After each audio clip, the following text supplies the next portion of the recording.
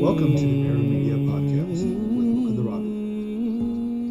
Hi, everyone, and welcome to the Mirror Media Podcast. I am your host, Mukunda Raghavan. Today, I'm joined by two people, two very fascinating people, actually, who are scholars in their respective fields. And they are staunch Hindus, but also staunch progressives in the Western context of that term. The first to join us today is Indu Viswanathan. Sorry, that's a very Tamilian way to say it, and which I am too, so that's okay. And Indu is a PhD candidate at Teachers College in New York, which is associated with Columbia, and she's focusing on education. And I believe her work is really focusing on the Desi experience of education in the United States, if I'm correct. And she can correct me in a minute. And then the other individual on today is Parth Parihar, right? And he is also a PhD candidate at Princeton, but he is focusing on economics. And he was past president of the HSC, or Hindu Students Council, in I believe in Princeton also. So we actually are all connected in some ways. Although we've never met, it's the first time we're having a conversation. We are all basically raised in the United States with a Hindu background, and we're coming with Hindu perspectives. So Indu and Parth, thank you guys for joining me. And if we want, we'll go ladies first. I don't want to be too patriarchal here, but I'll go ladies first. And Indu, if you can go and talk about your background a little bit and your story, it'd be great. Awesome. Or we could say age before beauty. I'm okay with that. That works too. So yeah, I am getting my doctorate in education and teacher education at Teachers College, which is a part of Columbia, which is actually where I started my career in education 20 years ago. I got my master's in elementary education there. In 2001, I graduated in 2002, I graduated from there. I was a career switcher. I started off my career in finance. I was the research assistant to the chief U.S. economist of Citigroup. Oh, wow. And then totally switched fields out of what was either going to be like an academic pursuit of economics or something more financy. I was a horrible economist. Right. And so I was like, okay, I need to do something else. I wanted to work with children. I wanted to work with people. I wanted to do something really meaningful. And so education, based on some volunteer work I had done, fit the bill. So I started off my career there. So I've spent 20 years in the field of education.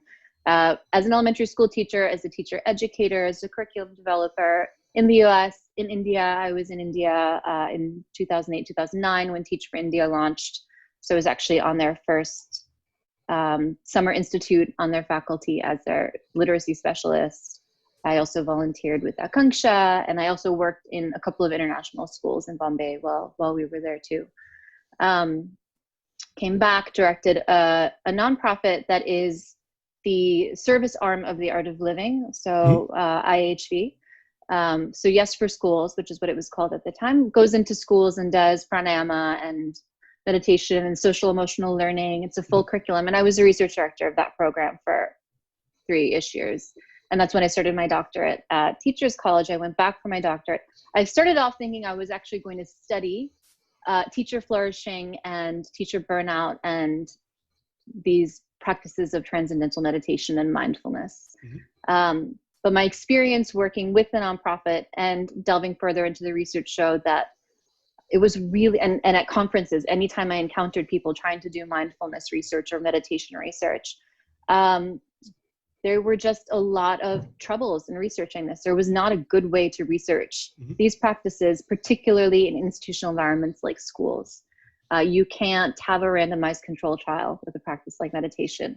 You can't force people to be a part of a test subject group or not do it. When some people in the building are meditating, it impacts everybody in the building. So many things that were just sort of people's awareness increases. So when you have self-report surveys, the person taking the survey, their awareness has shifted and increased. And so they might, a lot of the self-report surveys ended up coming back sort of counter-indicative of what you would think would happen after something like.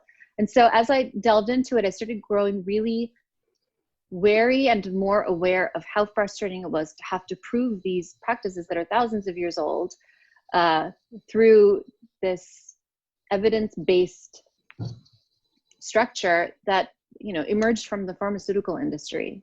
That's where you get randomized control trials from. Right. And also this idea of scalability. So then it was about, you know, well, it should be replicable and it should be scalable. And then I was like, okay, so this is starting to sound a little bit like marketing missionary type stuff. That doesn't feel good. That doesn't feel authentic. Right. So I decided to switch my research focus. I was still interested in teacher education, and then and sitting in New York and thinking about the field of teacher education and teachers. There's a lot of talk about diversifying the teacher force, Right. and a lot of that is around you know, because anywhere between 88 to 92% of teachers in the U.S. are middle-aged white women. Sure. Yeah. And that number has not changed over the past 30 years, even though there have been so many attempts to diversify the teacher force.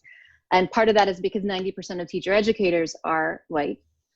So you get a lot more people of color showing up to try to become teachers, and they end up dropping out of teacher ed programs. And so that was really interesting to me. So how do we diversify the field? But I noticed that it often ended up being around just of color, became this catch-all phrase.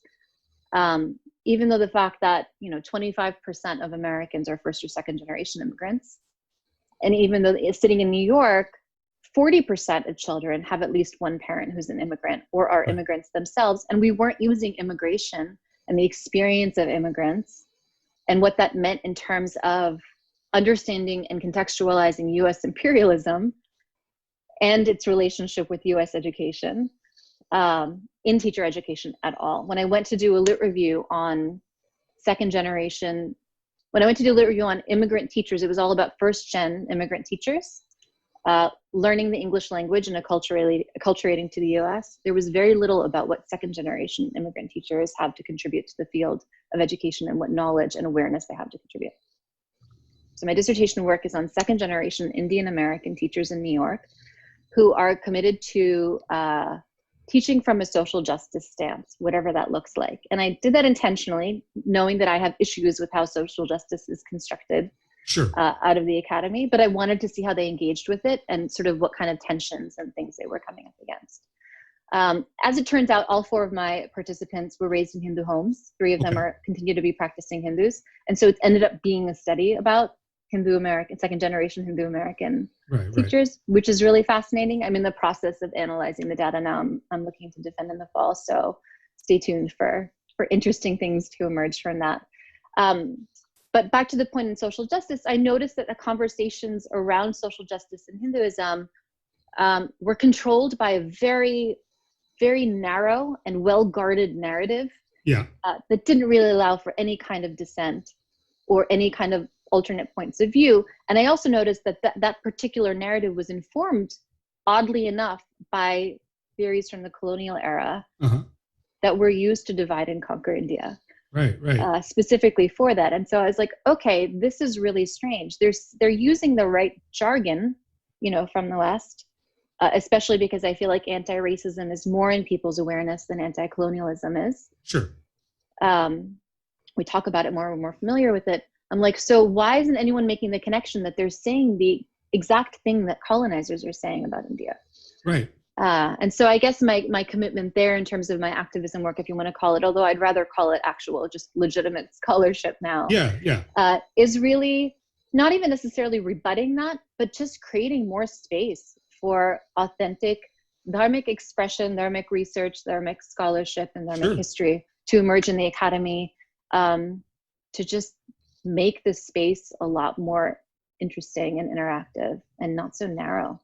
Wow. Okay. That's awesome. I mean, your background is really, really interesting and diverse. And I like that you've done a lot of the scientific work, like hardcore, like in terms of double-blind study kind of science, and also much more of the social science and the statistics. It gives you a really good balance of understanding the deficiencies between the both. And also, you know, I mean, we're seeing nowadays in a large part of the Western scholarship is coming out saying the crisis of reproducibility within both the social sciences and the medical sciences, or hard sciences. We're finding that to be more and more the case for a variety of different reasons. But well, welcome to the program, Indu. And then let's go to Parth, and then we'll jump onto the topics after that. Parth, give us a spiel on your background, man. Namaste, everyone. Thanks, Mukunda, again for inviting me onto your show. Absolutely. So I'm currently a 6th year now, PhD student at Princeton University in the economics department. My work focuses kind of on the cusp of economics and politics. So I try to apply game theoretic models to study problems in politics, whether it's gridlock, political gridlock and polarization, bargaining problems, which are more general beyond politics, but in particular applying it to study political situations, political agents, legislators bargaining, and then also solving collective action problems. So those are broadly like what my research interests are, and that's kind of the work that I'm focusing on academically. Right. On the side, of course, there's also this other Hindu side that's takes up almost as much time and energy and is probably even closer to my heart. So for the past 6 years now, I've been involved with Hindu Students Council, which is a really large student group across the United States that tries to inculcate a space where people can really explore their Hindu identity, learn more about Sanatana Dharma on college campuses, and also really form a community, which I think is really important. I don't know if you guys would identify with this, but growing up as a first generation Hindu American in this country, I was always seeking out people who were of my own age group, who had a similar experience as I did growing up in the US, who could sort of think about what it meant to be Hindu in the West and not always think about Hinduism within just the Indian context. Yeah. So building a community of Hindu Americans here that obviously draws from the amazing knowledge, the traditions from Bharat, that build Sanatana Dharma, but also thinking about how we can think about the US as our karma bhumi here. Yeah. So I've been involved with HSC over the last 5 or 6 years. It's been a really great experience. And through that role, I've also gotten to know a lot of stuff that's happening on all other college campuses besides my own. I think, broadly speaking, there were 2 transformative experiences for me when I was an undergrad. So one was my first year. I took this class that was called Political Game Theory. So you could imagine why this was transformative. Basically, when I took it, I kind of knew that that's what I wanted to do as kind of my, at least during undergrad, that's what I wanted to be my academic focus. Sure. I ended up becoming a math major anyway, just because I wanted to keep the option open. Math is obviously very central to game theory. I think math also really helps in thinking about logical arguments whenever I write anything.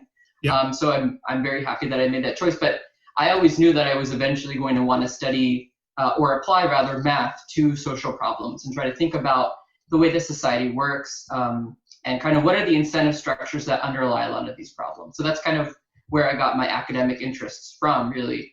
And that was also the year, by the way, that the Anna Hazare movement was happening in India. And that was kind of my introduction into Indian politics. During the winter, I actually went to India as well. So I was really immersed in all of that. So I was really thinking about like, how can I apply game theory to study like what's happening here? Like, why are all of the actors acting the way they are? So I think that was all very formative for me. And then the second experience was being part of Princeton's Hindu student group on campus, and starting to think a little bit more about the way that the academy was representing India and Hinduism in particular. Right. I think there was one particular thing that I always go back to, which was a reading we had to do for this class, which was called Grand Strategy. It was a class about the way that you can think about different types of international relations strategies. Sure. Realism, for example, trying to enmesh different players into institutions.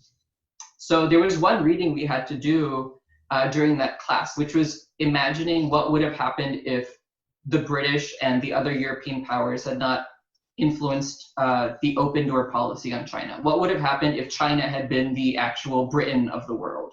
Mm-hmm. And they wanted to think about this from the point of view that China was the greatest Eastern power and Britain was the greatest Western power. Mm. And one of the arguments they made in the book was to justify why China was the power that they were going to be focusing on. They had to first think about why China was actually the greatest Eastern power, why not some other power. So the two other great Eastern powers they focused on were India and Persia. Yeah.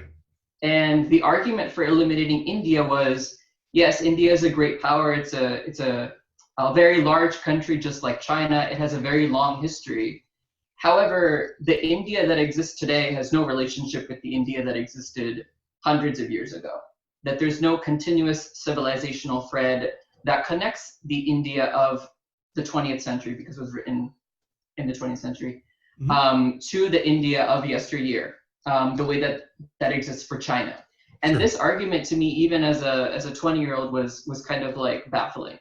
That people kind of think about India in this way of it being kind of chopped up into periods that have very little to do with one another, where it's one colonial ruler replacing another one, and eventually you get to post-1947, and it's just this mishmash of different cultures that has no underlying relationship with what existed beforehand.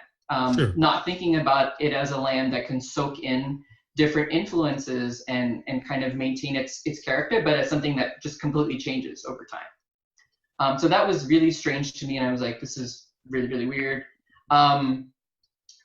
I've also continually over the last 10 years been exposed to, because I've been at Princeton this whole time, I've also been exposed to how narratives on Hinduism change over time at the same location.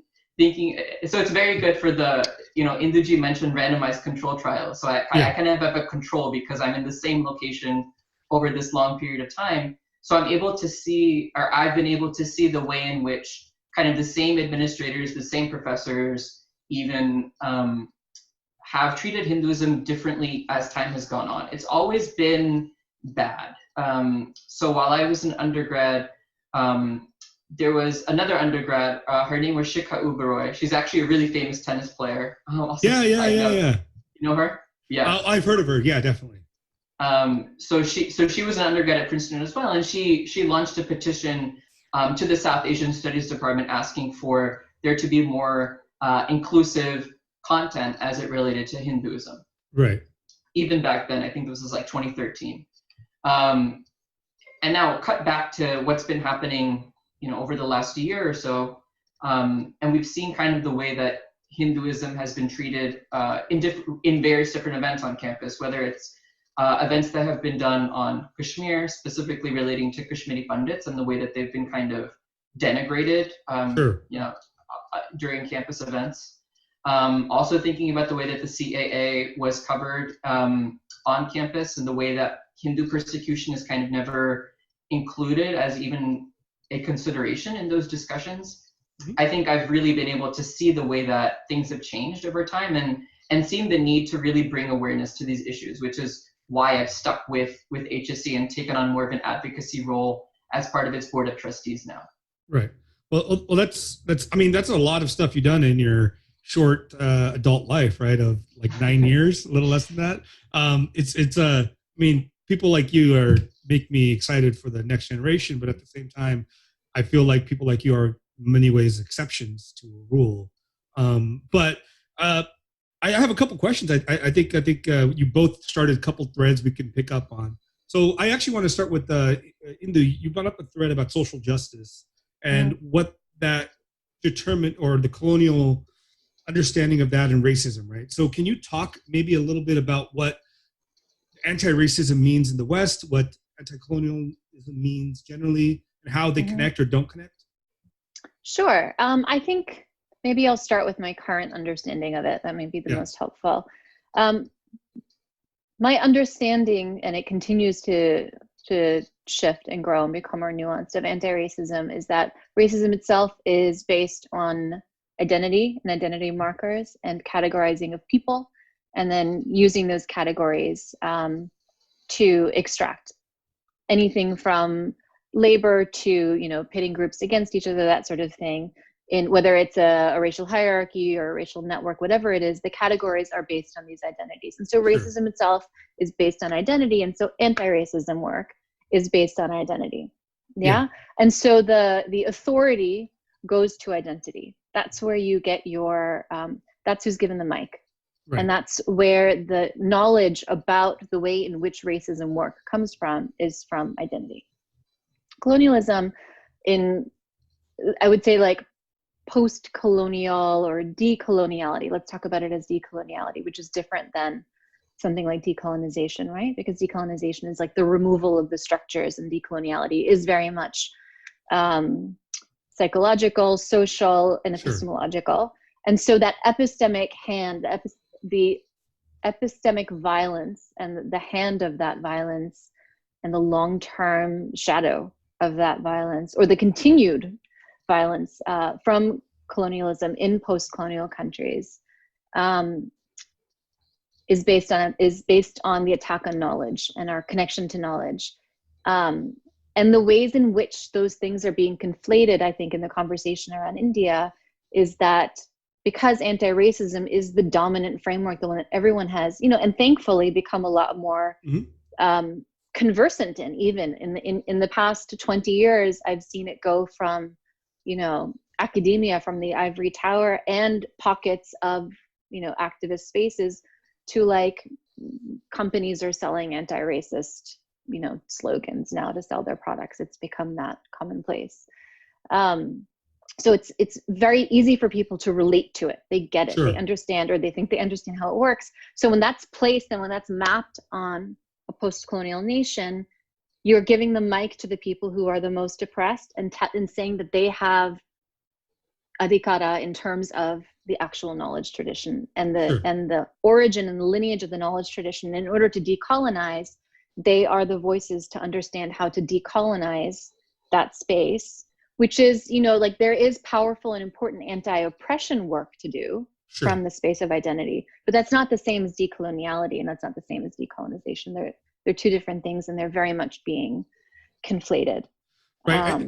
If I can, I mean, is it kind of what you're saying is, so the tools that they're using in the not colonization, but what would you call it? Decoloniality, yeah. The decoloniality project are the very same tools that are used to gauge or look upon the colonized people anyway, right? In some sense, right? Because what we're saying is, from the Western standpoint, you come and you look at this entire group of civilization, and you see something that doesn't fit in your framework.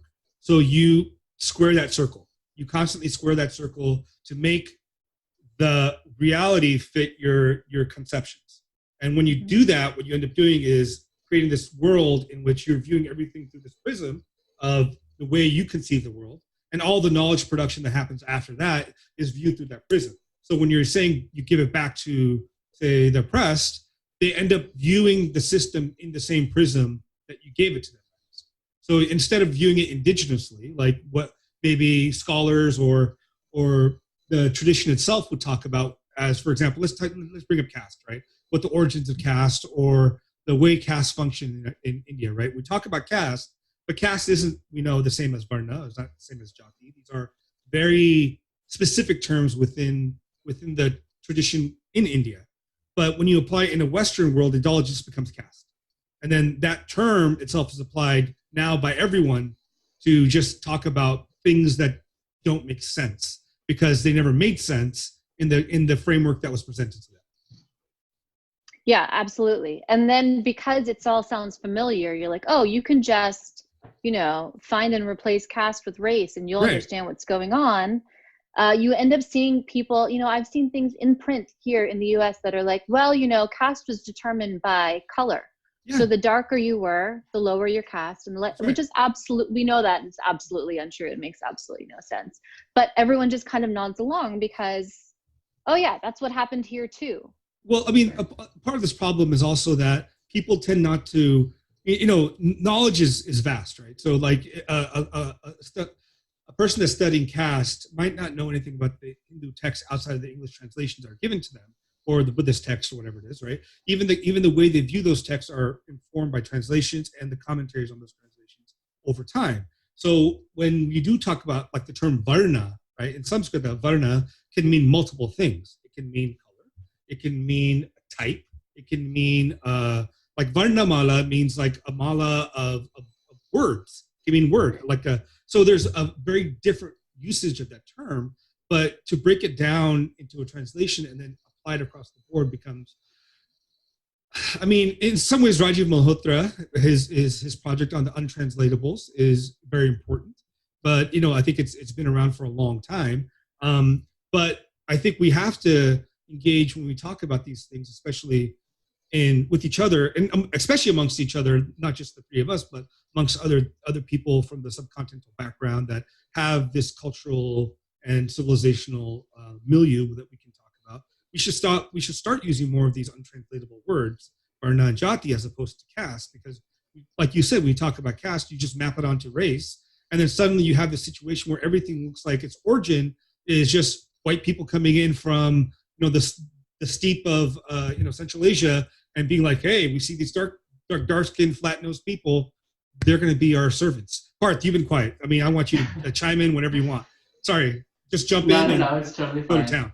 No, I think this problem of mapping familiar contexts onto studying problems in very different contexts can lead to very bad conclusions, obviously. And we see that not just in the study of caste, but also basically in the study of almost every subject related to India, where things are often related to a US or a Western-based lens. So if you think about like Kashmir, for example, it's often said that Kashmir is this place that's being colonized by India, that the presence of India there is a indicator of imperial of an imperial nature. So I think that's also thinking about the ways in which the US has engineered the fall of governments in various different countries, the way that European countries have obviously colonized places that they didn't have cultural similarities with, like India. And it has cachet because people are like, oh yeah, like Induji said, like, oh yeah, like this is familiar to me. And like, they also see very selective details about the problem that are chosen specifically because they map into that framework.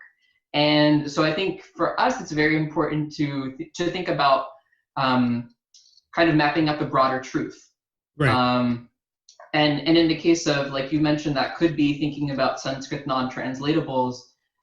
So Dharma is another great one, right? Yeah. Dharma always gets translated as religion. And like just at a very, very meta basic level, that's not what it is. I remember reading also a paper by, I think it was Professor Arvind Sharma, where he's arguing that the very nature of how religious freedom is understood in the West is that you have, people have the ability to convert, to practice, to disseminate, but it's never enshrined or codified that people have the right to retain their religion. Right. And this is a very obviously Abrahamic idea that comes from the idea that people should have the ability to propagate their religion, but it's not necessarily the case that you have the ability to retain your religion. And obviously, coming from a dharmic perspective, you would think about that right existing. Obviously, going through the layers of colonization that India has and seeing the ways in which religious conversion has been used as a tool of epistemicide, as Induji would put it.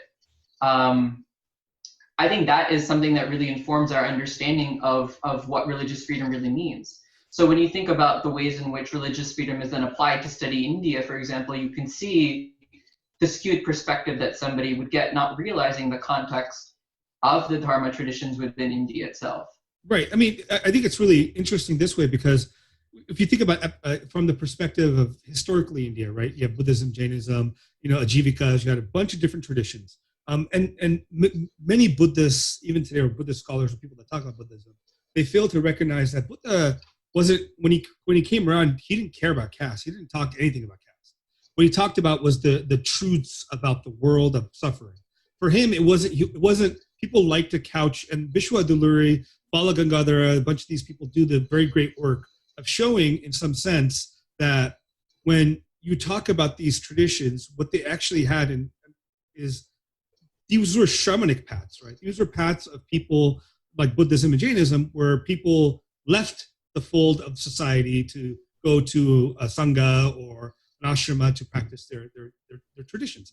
But their underlying society, when they were living in the world, was still Vedika or tantrika or agamika, right? So they'd be very much focused on they would still have yajnas or homums at home, and they would practice whatever they were practicing at home, but they would, at the end of their life, choose Buddhism, or when it came to the point of giving money, they would give to Buddhism. But they were still very Vedic at home.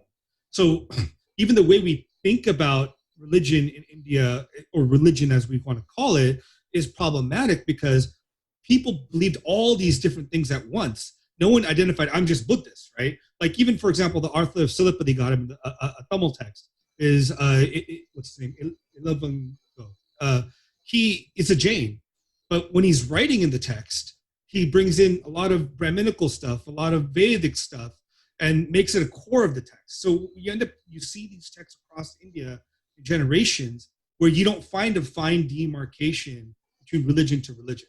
And when the Abrahamics come in, we suddenly had to be faced with something that didn't mesh and flow and have acceptability. But you do, in some sense, see that until the past, I guess, few hundred years, a couple hundred years, when Indian Christians and Indian Muslims adopted a lot of Hindu mentality towards practice. So sorry, that was just a thing I just wanted to. It's interesting what it's bringing up for me, and it's actually, this is something that's come up for me even in analyzing my data, is this idea of these religions being sort of the tip of the iceberg, but actually what they're indicating are the blueprints for civilization. So the US is a Christian civilization, right? And India is a Hindu civilization, or a Vedic or a Sanatana Dharma civilization. Right. And so what we understand are the blueprints for that civilization. Right. But when you take something like the idea of a scripture, and you hear organizations like Equality Labs often make these things, they say that caste is in Hindu scriptures, is in Vedic scriptures, you know, and they're not talking about shrutis, they're talking about smritis. They don't understand the difference between the two. They don't understand that it's a reflexive system. They don't understand that it's a system that's meant to be reflexive, that's meant to sort of respond to whatever's happening in society, that it's not a fixed thing. They have no concept that this is a blueprint for civilization and for society. They're thinking of a scripture as this is something that's handed down from God, that is then preached and disseminated, and because they're using an Abrahamic construction of what a scripture is, right? Yeah, that's totally true. And so these epistemes are universalized.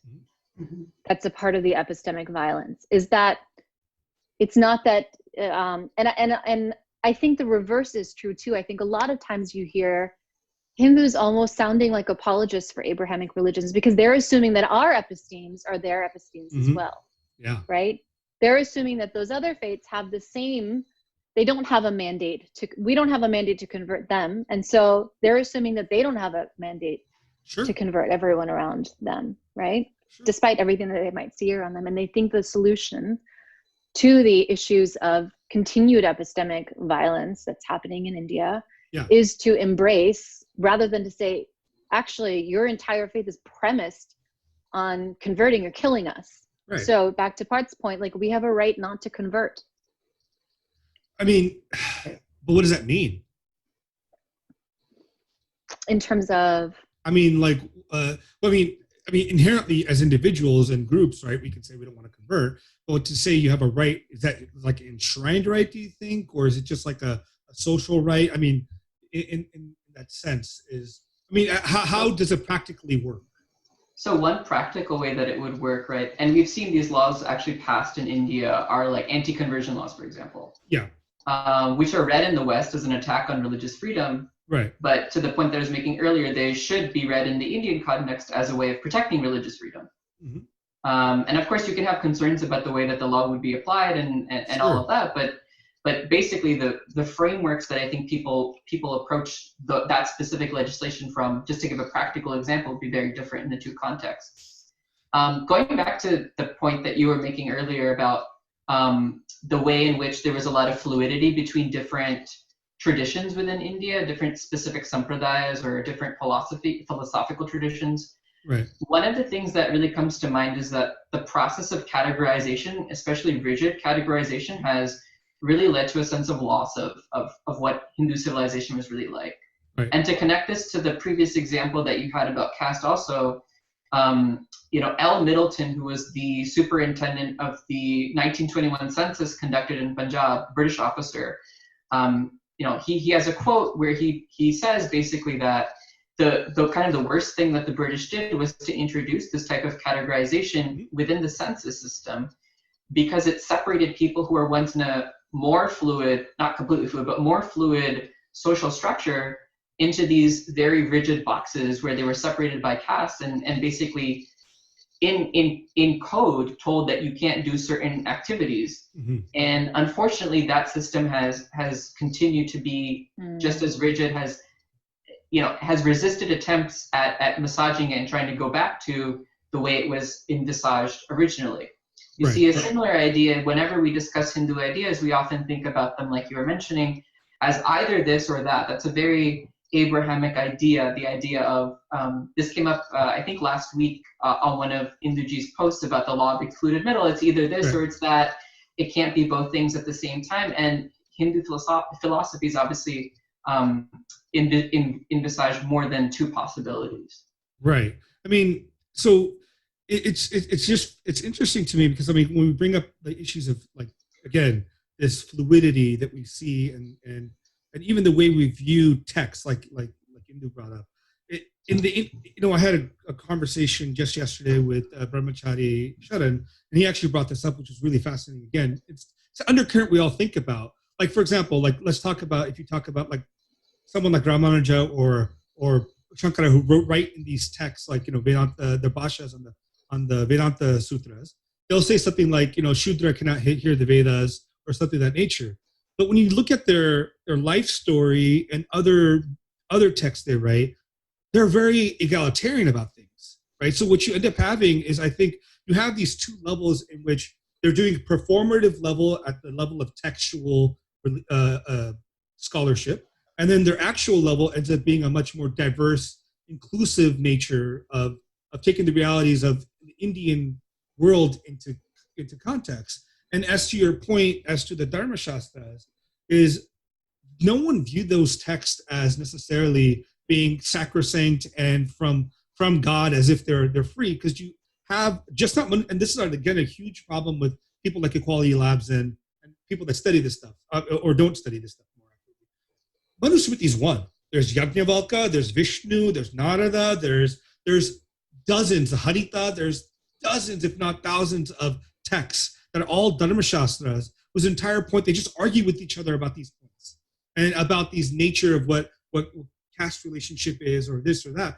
And even a text like Mahabharata encodes in it that dialogue about the tensions they find and the ability to move up and down within various varnas and jatis. It's so to say that these things are fixed in stone as if a word from God is a very much, like you said, epistemic killing of our native epistemic ways to view our history and traditions.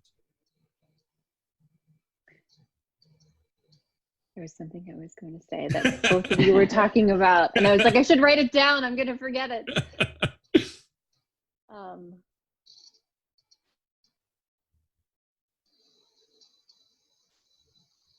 Well, Indu's thinking. Oh, there you go. No, actually, what I was thinking was a conversation I saw on social media, Yeah. which interestingly was between a Hindu and a Christian, someone who actually trained in a seminary.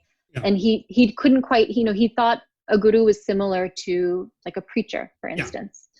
Yeah. And so my friend was educating this person and saying, Sanatana Dharma is the only tradition you'll see or as different from Abrahamic tradition, where a guru might even advise a shishya like into a different, if that's what's appropriate for them, right?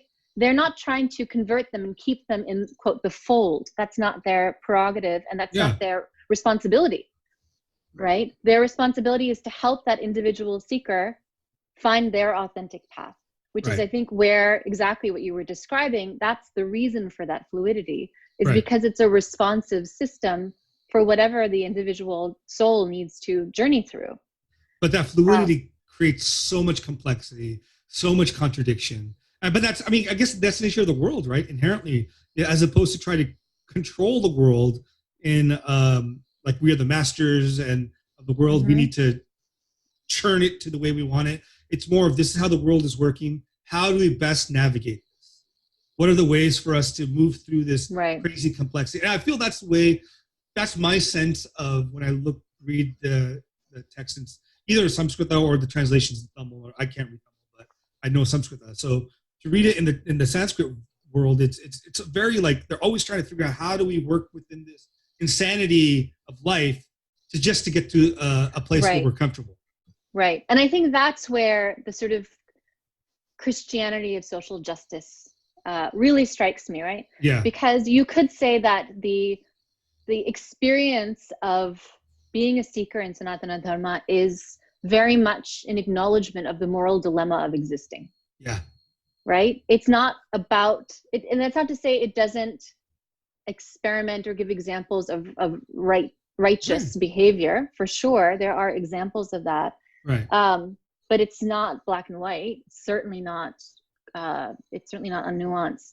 Whereas this idea of social justice, and before I even started aligning myself with some of the commitments maybe of social justice without necessary, I was really taken aback by the name. I'm like, this just doesn't feel right. This feels prescriptive. This feels unnuanced. This feels exclusive. This is very narrow. Right. And I'm like, this idea of justice sounds like, okay, like you're going to heaven or you're going to hell. Like that's, and so you see that playing out, right? Like you see that playing out. People are born into sin because they're born white now. That's the thing, right? Like you're looking for redemption. You're looking for salvation. Someone is now the judge. Now that Jesus is black again. So now black people are the judge of the white people who were born in original sin by being white. Right. I mean, just on a counterpoint, to play devil's advocate, some people would respond that, well, that's what untouchability is, right? You're born into sin. And how would you have to deal with that? Well, I think the idea of sin is really like the idea of being born from sin is different than being born untouchable, right? Like the idea of the source of existence being sin is not, where our ideas come from. For us. At the source is love or bliss or however, whatever you think, but it's certainly not sin. Right. It's not even, Adi Shankara would say it's not even nothingness, as a counterpoint to Buddha. So the idea of it being sin on the other end of nothingness, like that's so finalized. Right. But I mean, the karmic theory does play into this role of punya and papa and demerit. And so maybe it's not an analog to sin, but it is somewhat of, maybe the same universe. I don't know. I don't think the term plays equal, but you get what I'm saying here. It's I get what you're saying. Yeah. I think first, like the single life episteme doesn't apply to us. Right. And I think, the ways of karma are so much more complex than they're memed out on social media. Right. And that's not at all to evade your question about untouchability. Sure. I don't think you're evading at all. Yeah, I think maybe I'm trying to situate it. Yeah. In terms of untouchability, like I struggle with it. I think like we all do. But I think that's a part of exactly what I was talking about. I think for me the issue is that dharmic society needs to be cured by this social justice Abrahamic hand. For me, I would rather say, well, what do our scriptures say? What do our ancestors say? How do we handle a situation like this? That is a moral dilemma. Right. It is absolutely a moral dilemma. But like give dharmic society a chance to like catch our breath from all this colonization, like actually be reconnected to our scriptures and figure this out. And we need to figure it out. We don't have 100 years to wait to figure this out. We have to figure this out now. But it's certainly not coming from an external solution that's imposing its epistemes on us. Sure. Right. Just to go back to also what the point you were making, Mukunda, I think one of the biggest differences also is that the very idea of karma implies agency, right? So in the case of no. It implies action. It implies that, but if you get to deeper karmic theory, which is actually will end up saying that in fact, what you are doing is you're not doing anything. You have the appearance, the mentality of doing something, because your vasanas, your samskaras inform your ability in this life through your raga, dveshas. So all these things, your mind, your manas, right, which is not actually what you are the atma. So the atma is not the one that makes any decisions. Atma is a bhogta, which is an experiencer. It just simply experiences the flow of the actions that the mind makes. And the mind is the one that is thinks it's choosing something when it's actually just playing out its karmas. Which is why, like in the Gita, in some sense, Krishna uses the word nimitta a lot, which is instrument. You know, you are, and there's a great line in the 17. You know, he goes, Ishvara sarva bhutanam hriddeshu arjya tishtati brahmayan sarva bhutani yanta ruradi maya. So he's saying Ishvara sits in the hearts of all beings, spinning them around as if they are a yantra, a toy. You know, basically they're playing out their actions, and this is why knowledge and bhakti becomes a path of salvation, is because knowledge cuts through the mala or the covering that opens the soul up to understanding its true nature. And then no longer, because the actuality is you have to recognize you aren't an agent. You're actually free in itself. I mean, that's one way, but yes, at a superficial level, yes, agency is required. But I would also add to that, not necessarily push against it. We have practices of sadhana and seva that help release our, all of that, right? We can move past that. That is the path, right? Yeah, I mean, we have to act as if agency is a real thing, right? But it is real at a certain level. You're right. Right. So sorry. The basic point that I was just going to make was that original sin comes from kind of a historical approach, right? Where in the as you put it, the single life episteme, there were the first people, they committed some grave sin, which now we all inherit. That's very different from the idea of karma. Even if you think of somebody as an instrument who's just acting out their karma, it's a very different idea than somebody else did because there is, first of all, there's nobody else in some sense, right? Sure. The most basic level, but then also thinking about the idea that this is not something that's carried as a burden historically. So, I mean, then my question to you would be, okay, so in this world, it's very difficult with any interlocutor to have a conversation about many lives, right? Especially when we're talking about things as important, as viscerally important as racism or casteism in some sense, right? Now, the fallback can't be, well, maybe in your past life this happened, it has to be in some sense we have to view it in this life, right? What's going on in the structures of this life. How would you, in that way, approach that same issue, but without the ability to fall back on the multiple lives thing? So in the multiple lives context, it makes a lot of sense about people's status, not necessarily what's happening to them, but what the situation in life is. Shit happens. Sorry, I'll cuss on the podcast. Shit happens, right.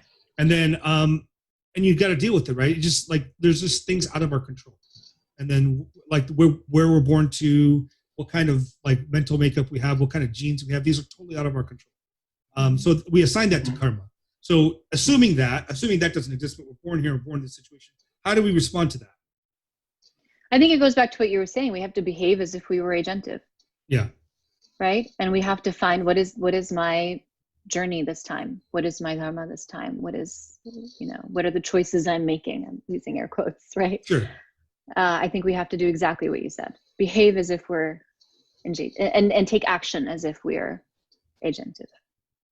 Yeah, I mean, Parth, you got thoughts? I mean, I agree with that. Obviously, I mean, you have to. There's often this. I find this debate frustrating because people often debate whether humans have free will or not, and it becomes kind of the central philosophical debate. And in some sense, the answer to the question to me is not the most important thing, because whether or not somebody has free will, everybody behaves as if they do. Right. And that kind of becomes the guiding principle for everybody leading their own lives. Right. I mean, so I would agree with that. As a Hindu, or at least Vedantin in some sense, I can take that bifurcated position where in the actual world, I do have free will. but in some sort of grander scale of Brahmanness, I probably don't, right? Right. It's just Yeah, or maybe it's the other way around. In the apparent world, yeah, you appear to have free will. yeah, that's right. Right. So it's I mean, it's I find it and to the point Indu you were making earlier about the need to change issues at hand within Hindu and Indian society or South Asian society now at large. But one of the things I've struggled with is if you look through our history, at least the past like 2,000 years, so let's say 2,000 years, you have movements after movement after movement where sants, Alvars and Nayanars and the Bhakti movement in the north and the Dasa movement in Karnataka, all of them come out and they're talking about reforming society, right? Or having no caste issues, like Annamacharya, Purnadas, they all talk about seeing everyone equally, treating everyone equally. So it's as if our system inherently itself from the beginning had a mechanism, some way of trying to address these issues. But I also think that from our perspective, we end up seeing that these issues never go away. Like even racism is never going to go away. We're not going to end up in some Eden or paradise in which anything goes away. We have to. I mean, I don't know. I mean, it's sometimes I struggle with the progress would talk about. What does that actually mean? So I think that idea of progress and connecting our actions to any mark of progress is the kind of doership where we're falling for that Maya that we actually have agency. Yeah.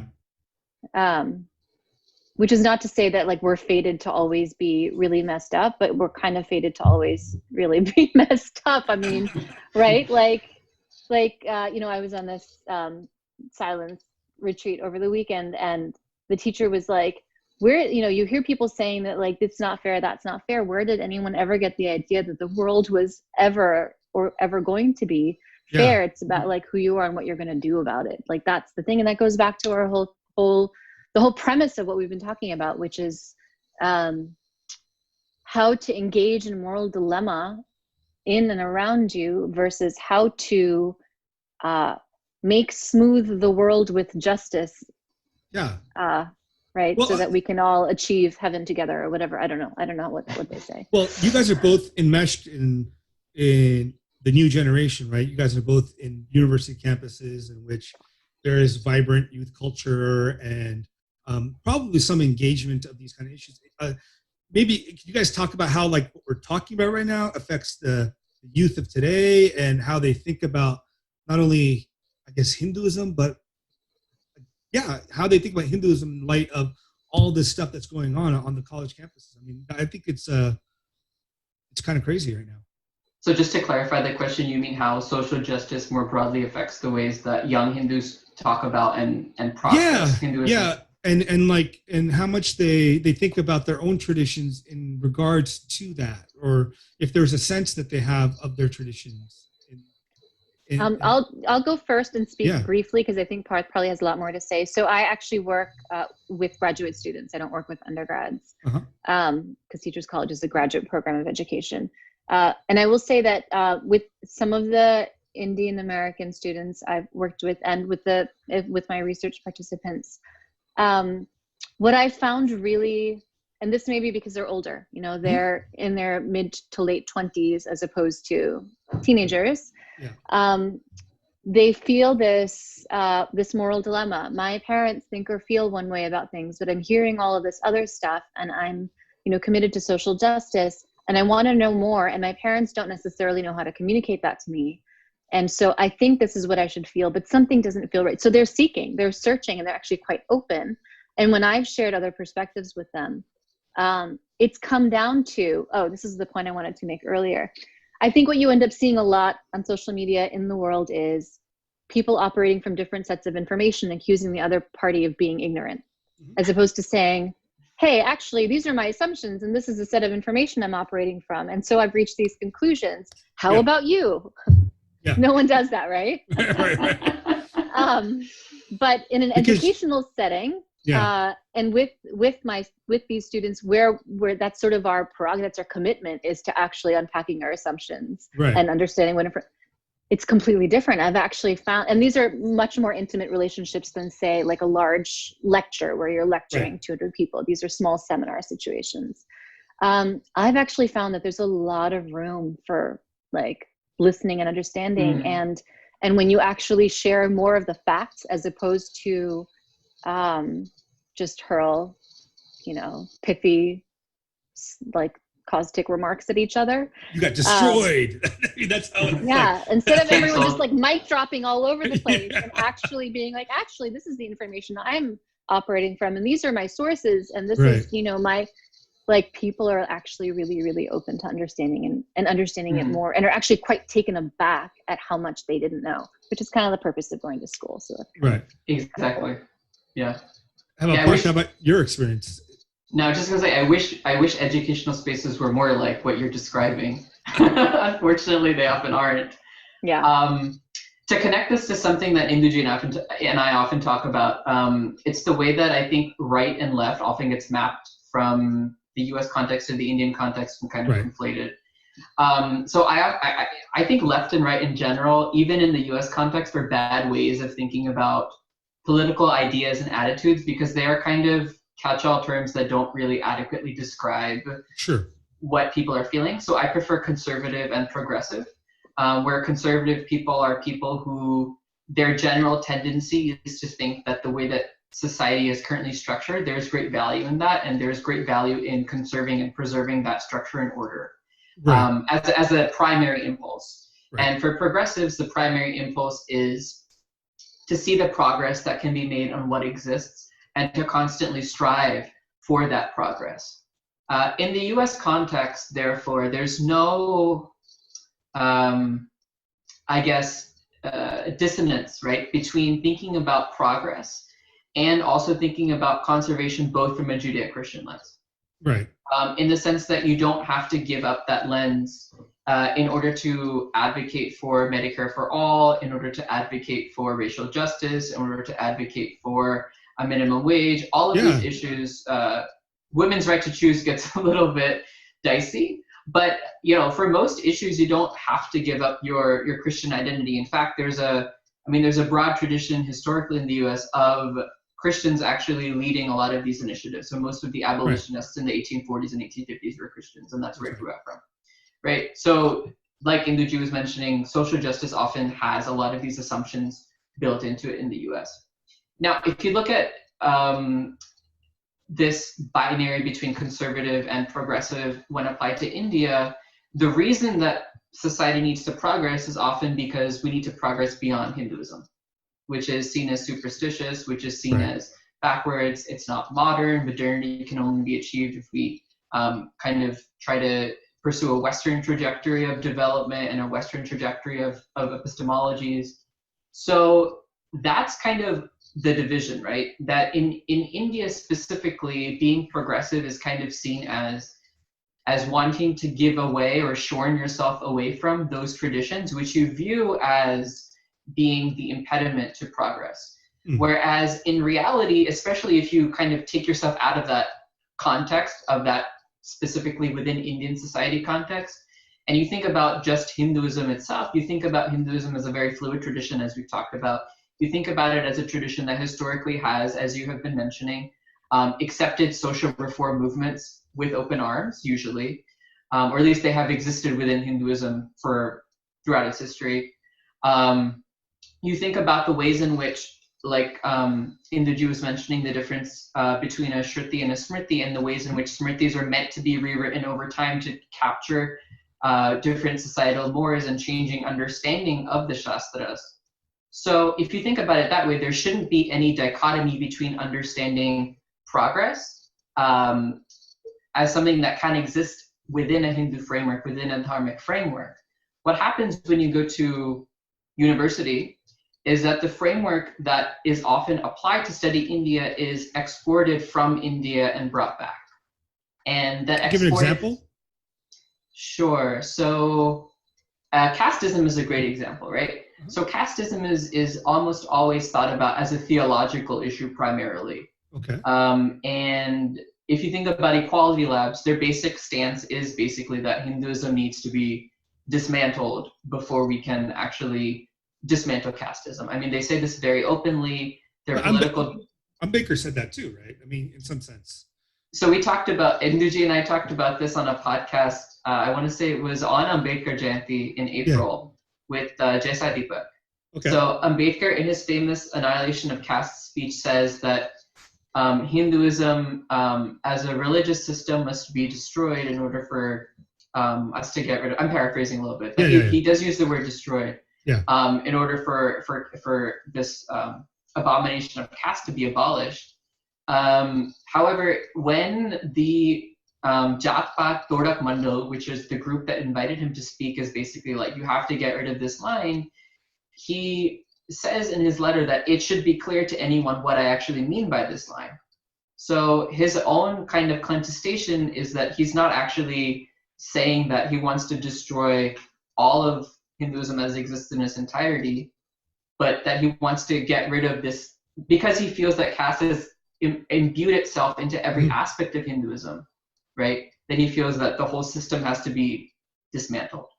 That's his claim. His claim is not that the whole system itself doesn't have merits to it. And I think those two messages often get conflated. But then secondly, what Jaisai Deepak pointed out to us was that Ambedkar actually goes back on this position later when he speaks with Mahatma Gandhi, and there's a famous exchange of letters between the two of them. Yeah, I mean, I mean, go ahead. I was just going to ask another question. I was just going to say he evolves his position a little bit. So this one line of Ambedkar, which is very famous because that's why he wasn't able to deliver that speech, ends up becoming the framework through which all the Ambedkarite movements understand Ambedkar's attitude towards caste, which is very strange, and I think it's a great disservice actually to Ambedkar because it reduces him to one quote. Yeah, go ahead. Sorry, I asked you that question when you were talking about quality labs. So you were talking about the exporting of the caste into the U.S. context. Oh yeah, sure. So Equality Labs thinks about caste not as a social issue primarily, but primarily as a theological issue. So their political director on Twitter said that, you know, Hinduism can't be a part of progressive discourse until caste is eliminated. Hinduism is inherently an oppressive system.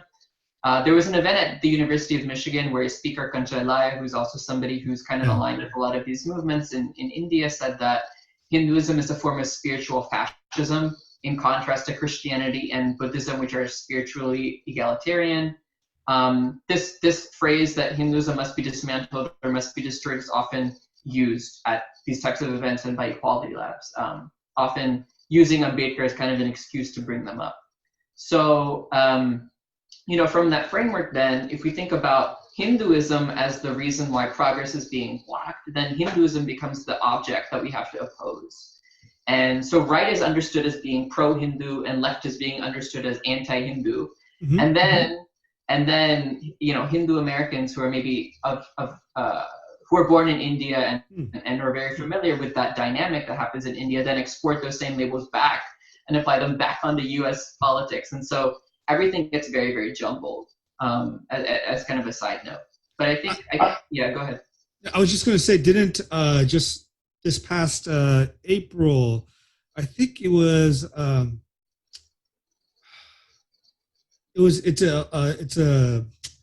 Ivy League school, starts with a B, I forget the name. It just released I guess the magazine or a journal on caste. I forget which. Is it Brandeis? Yeah, Brandeis. Brandeis University. Yeah. So I mean, I read a few of those articles, and it does seem that there is a good mix of people that are getting some of these concepts in a much more indigenous sense, and a lot of people that are still viewing it from the colonial perspective. So, I mean, I'm hopeful that there's some change happening in how we understand it, but I don't know how much that's being pushed. I think, sorry to talk for so long on this topic, no, but I keep going. I think at the undergraduate level, there's often very little nuance. As kind of Induji was mentioning this idea about like, let's put our assumptions on the table and discuss openly, because oftentimes people have very similar values and very similar ways of thinking about things. They just operate under different sets of assumptions. Right. And different sets of conditioning in different environments and all that. But in the social justice spaces on campus, specifically when they're applied to South Asia, I think there's very little room for debate or discussion. So, going off the casteism thing, there's also this wholly against Hindutva movement that happened right around the time when college campuses actually had to close down. So it happened right before then. Yeah. So, this protest started out with the premise that we're going to use this day of Holi, which is a day that is traditionally understood as a day where diversity is celebrated. People of all different colors and shades come together and celebrate by putting color on each other, so everybody kind of gets melded into this one giant rainbow, and that's what we're going to celebrate. We're going to oppose Modi, we're going to oppose the CAA, we're going to oppose everything that he's doing. It's a political protest. Sure. Now, as time goes on, the tenor changes completely, because the day then becomes, oh, well, Holi is actually a very oppressive day. It's actually the day that's celebrating the murder of Holika, who was a Bahujan Dalit woman, even though she's not a Bahujan Dalit woman. So these things often get taken completely out of context, right? Yeah. As Induji mentioned, like whenever a dark person is kind of presented, they're presented as a Dalit person. So in some folk retellings or some comic books, Holika is probably presented as a darker skinned person. Yeah. And then that gets taken as, oh, she's a Dalit, she's a Bahujan woman. And then that gets back onto the social justice scene. Right. Not to mention, she's the bad guy in the story. Like, well, that doesn't matter. Well, he's hidden. First of all, like, it's fantastical, right? It's Hiranyakashipu's sister who lived, 400 billion years ago at some point. So I don't think we have these Dalit and those story people or Brahmins or anything like that before. She tried to kill a kid. So I'm a little bit okay with her getting killed. Yeah, I am too. But it, even with the context of putting caste or anything on it, makes no sense to me, right? It doesn't make sense. From the story itself, it doesn't. There's no caste element here, right? Like, for example, even people like that take Ravana to be a great Dalit leader. You're like, but his caste was Brahmin. Yeah. He was the son of Pulistia. He was grandson of Pulistia. He was a Brahmana, right? So the same argument is made with Hiranyakashipu, right? That he's a Brahmin, and so his sister is a Brahmin. Yeah. So you had a kid in his own family kill his aunt. I guess the point I'm saying is, like, even the functions like Holi, I think, have fundamentally started from other communities. It wasn't a Brahminical thing. What happened is, I think the Brahmins wrote about it in their text. They're like, okay, this is a celebration. It ends up coinciding with another celebration we have. Let's map it all together. And but this is also what I find kind of frustrating is you can look at the Smriti text at some level, but then go to a local temple. If you go to a temple in India, they have Stela Puranas. Right? Each temple has a Stela Purana, which is written by the people from that area, right? So even temples that are historically Dalit or Shudra or Vaishya or whatever the temple they are, they have a Purana connected to that temple, which actually connects back into a story within the other Puranas. And they talk about, like, the diversity of practices and ideas. And I guess the frustrating thing for me is when Parth talk about how they're remapping it on, it's a selective remapping. They don't choose total selective. If you ask anyone in social justice here who's a Dalit ally, if they know that Dalits were actually gurus in Hinduism, they would have no idea. Yeah. Right? They've completely erased all of that to make it look a certain way. Like, for example, people hate on Rama, but in the Ramayana, he talks about Guha, Shabari. Both of them are outside of the Varna system. Right, so Shabari is supposed to be not an outcast, but whatever they called it at that time, was something separate.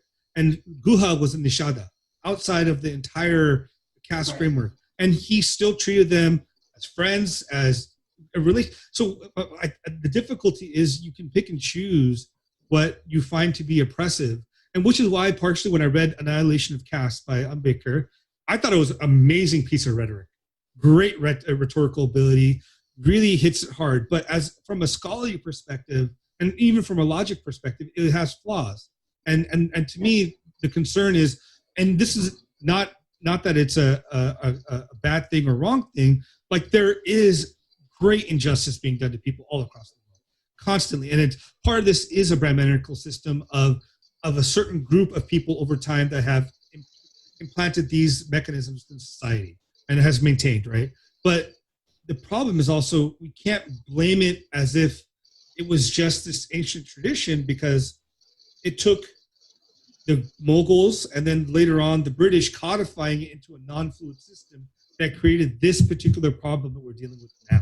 Like, this is a separate problem from talking about what happened 1,000 years ago in, say, Ramanuja's time, when he said the temples are open to everyone and he lets in people, and he has, like devotees that are non-Brahmins and Dalits and Shudras. His teacher is Goshti Purna, who is a Shudra. So you have these things that are so diverse back then, and then it becomes codified over time to a point where today we really give a crap about people's caste. But I think what also gets lost in this idea that it's simply been calcified and codified Sure. is that if you look at the actual Brahmins who are living as Brahmins, who are actually doing what we're supposed to do as Brahmins, they're dirt poor. Some of them are getting murdered for defending their temples. Like, it's not as if they're all just sort of highfalutin urban high-rise dwellers making tons of money. Those people are not actually living the life that a Brahmin is supposed to be living. That's not what it's about. And furthermore, I don't except for my understanding, there were a few kingdoms that did practice some sort of varna, like the Peshwas were pretty hardcore castes. But for a large part, from my understanding of reading, even people like I think Fashwi and Biruni and all these other people, they tend to show that caste wasn't as important within society that we thought it was. And secondly, I do think that the fluidity of ancient caste makes it difficult to talk about who was what at that particular point in time.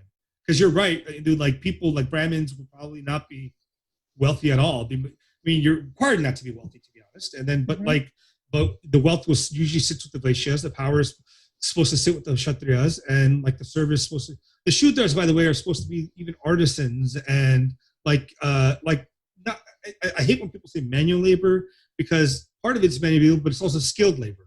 It's not just like it's. And then the untouchable thing is, to be honest, a very difficult thing to deal with. And I don't think we should be trying to whitewash any of that. That's just a terrible aspect of our culture that we have to deal with. Yeah. And that we have to deal with it. Absolutely. Yeah. And I mean, and how do you guys talk about it in HSC then, right now? That's a really good question. So the way that I would think about it is we think about it more in terms of, and I think that this dialogue kind of doesn't exist. Maybe it does exist in the academy, but it's kind of not the primary one. We think about it as kind of like a social institution, and we think about the incentives that may have led people to discriminate, rather than thinking about it as something that's theologically driven. Because, at some level, as a Hindu organization, seeing this in societies and communities that are close to us, both within the US, but also when we go to India and kind of navigate the spaces that our families do, if we kind of reject the idea that Hinduism has a role to play in getting rid of a lot of these atrocities, then we would be giving up our links to those societies. Right. And we give up our ability to really influence what they look like, right? So oftentimes I also think about, what is the path forward? If you constantly demonize a religious tradition and say that it's the one that's responsible for casteism, the result is that people become very defensive about those traditions. Right. And that defensiveness, unfortunately, results in people rejecting the very idea that caste exists, that caste discrimination exists, rather. Right? So, if we think about the path that needs to be taken by society, we do need to approach it from a perspective of truth, obviously, but the truth to me also is that this is not something that is purely theologically driven. At some point, people took decisions that were in their own personal interest to shut off social and economic power from people who were at that time not in positions to oppose it. Right. And that's not a religious decision, that's a political decision. And thinking about it as somebody who studies game theory applied to politics, it's something that fits kind of very naturally within that, is that if you have power and you're the incumbent kind of class, right? If you have the cultural power, the social power, and the economic power, then it makes sense that you would develop institutions that would try to guard against anybody else in the future who isn't of your community, let's say, from taking that back in the future. And I find that in academia, and especially in the activist space, I'll say more because I'm more confident about that, it seems to me that this is never thought about from an institutional or incentive-based perspective. It's thought about only from the point of view that it's something that's codified within the Manusmriti, let's say, or it's codified within other religious texts. Yeah. And oftentimes examples are chosen very selectively. So as you mentioned, Shambuk is chosen from the Ramayana, but they ignore Shabari and they ignore Guha, as you mentioned. So, and this is also why a lot of times Dalit Hindus are completely excluded from the conversation altogether. And they kind of sit on this fence where they want to speak up about their Hindu identity and they want to speak up about their discrimination at the same time, but they find that there's these two opposite sides, that one agrees with them on one issue and one disagrees with them on the other, and it becomes a very tight situation for them. And I think oftentimes people forget that most of the Dalits in the world identify as Hindu. Like, that's a very important fact that gets kind of brushed under the carpet. And so how do we deal with that kind of dynamic, right? It's not going to be by demonizing Hinduism itself, because that's going to be the thing that actually limits progress, and it's not true to begin with. It has to start from an understanding of how did we get here and what can we do as a society to make sure that we move forward. Right. Correct me if I'm wrong, but the majority of Hindus that were supported by the CAA were Dalit Hindus, right? Yeah. Yeah. By and large. You didn't see that at all impacting the ways in which organizations like Equality Labs purport to support Dalit communities. Or right? for example, in Kashmir, right? Like the Valmiki community there. Yeah, Exactly. You didn't see them at all saying, well, this is anti-Muslim. It's not. This is anti-Muslim, but at least it's supporting. You didn't see them saying that at all. No. At least it's supporting Dalits. No. Like, finally a step forward. Right. Right. Right. But a problem, I think, is also it's become so identity centric. Like, even for Hindus, let's be honest, when you find a lot of these Hindu people online that come in to say, I'm proud to be Hindu and oh, blah, blah, blah, blah, they're so anti-Muslim. They're so flagrantly hateful people. And you come to a point where you're just like, do I want to be associated with these kind of people that are like, I mean, let's be frank, like people like to say, like, Muslim responses to CAA is like rape threats, this, that, but Hindu people do the same terrible nonsense. White people in America do the same terrible nonsense to a female that probably wasn't in the space before, but is now speaking out in the space. Like, we know that's from like things like Gamergate. Now, I don't know if you've read about this in America, where about video games, where a female comes out and talks about the pure chauvinism and the terribleness within the gaming industry, and you get messages from people, gamers, saying, you're a bitch, we're going to rape you, all this other crap, terrible thing. But you see the same thing happen with Hindus and all the other communities when the other community says something. And I think there's just this vitriol online is just disgusting. Yeah, I completely agree with that. And I will say the part of that doesn't get as much attention as it should is the continued attempts to abduct, convert, the epistemic violence that's happening to Hindus and the right not to convert. I'm not saying that at all, like that justifies any kind of threats. But I think there's just this fatigue and exhaustion, right? That's, people are like, when is the world going to acknowledge that we're sort of like the last indigenous civilization standing, and people are still trying to attack us based on identity, not understanding that like our way of being, our blueprint of existing is being overridden based on A, these lies, B, these misrepresentations or this mapping of Western civilization and Western concepts or Christian concepts of what is right or Marxist or whatever you want to call it, whatever the catchword is, onto us. the part that's interesting when we talk about the social justice, racism, and colonialism issue is, like, for example, in the States, we're tearing down statues of Confederate soldiers, leaders, whatever it is. In a similar way, like in America here, not similar way, but Americans killed off a native culture, entire group, genocide of hundreds of tribes. And I'm not here saying that these tribes are perfect or were like these noble savages that were depicted. I mean, they had their own issues, whatever. But it was a genocide of that entire group of people. If those people were around and were wanting to evict Americans in some sense, or parts of America, I don't think people will be that upset. I don't think people will be upset about, hey, you're in our country, you're taking our land away from us, you treat us terribly, we want your statues torn down, right? Like George Washington, whatever. But in India, the same situations happen with like Aurangzeb. You change a road, Aurangzeb road, to something else. You want to tear down a statue of Babur. Even the temple issue, suddenly it becomes this matter of you're anti-Muslim. No, I mean, there's this history that these people have. I mean, even for example, Audrey Trusky, right in your neighborhood, buddy, Parth, they're probably like a couple of stops down, is writing whitewashing the history of Aurangzeb. So many Sikhs I know that are scholars in this field would come out and be like, how can this person even say this? This is weird. Our text, and she doesn't even talk about our text in her whitewashing Aurangzeb about what he did to our guru and to our community, right? So I can, when you look around India, the landscape of India, these holy temples and places that were there for centuries before, demolished, and you think, well, if this was in the West and it was a native people that wanted their land back, how would you respond? You'd be like, give it. I would say that's because, I don't know the percentage, but the bulk of indigenous people on this land were converted to Christianity. Yeah. So it's about identity and not epistemology. Right. It would still be based on identity. That's why it would be acceptable.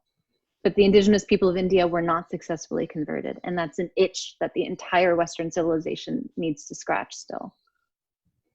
I think that's a huge difference. And I think that's a huge reason why people find it hard to accept Hindus as indigenous, because they have this notion that indigenous people are people who have had everything stripped away from them and are a demographic minority.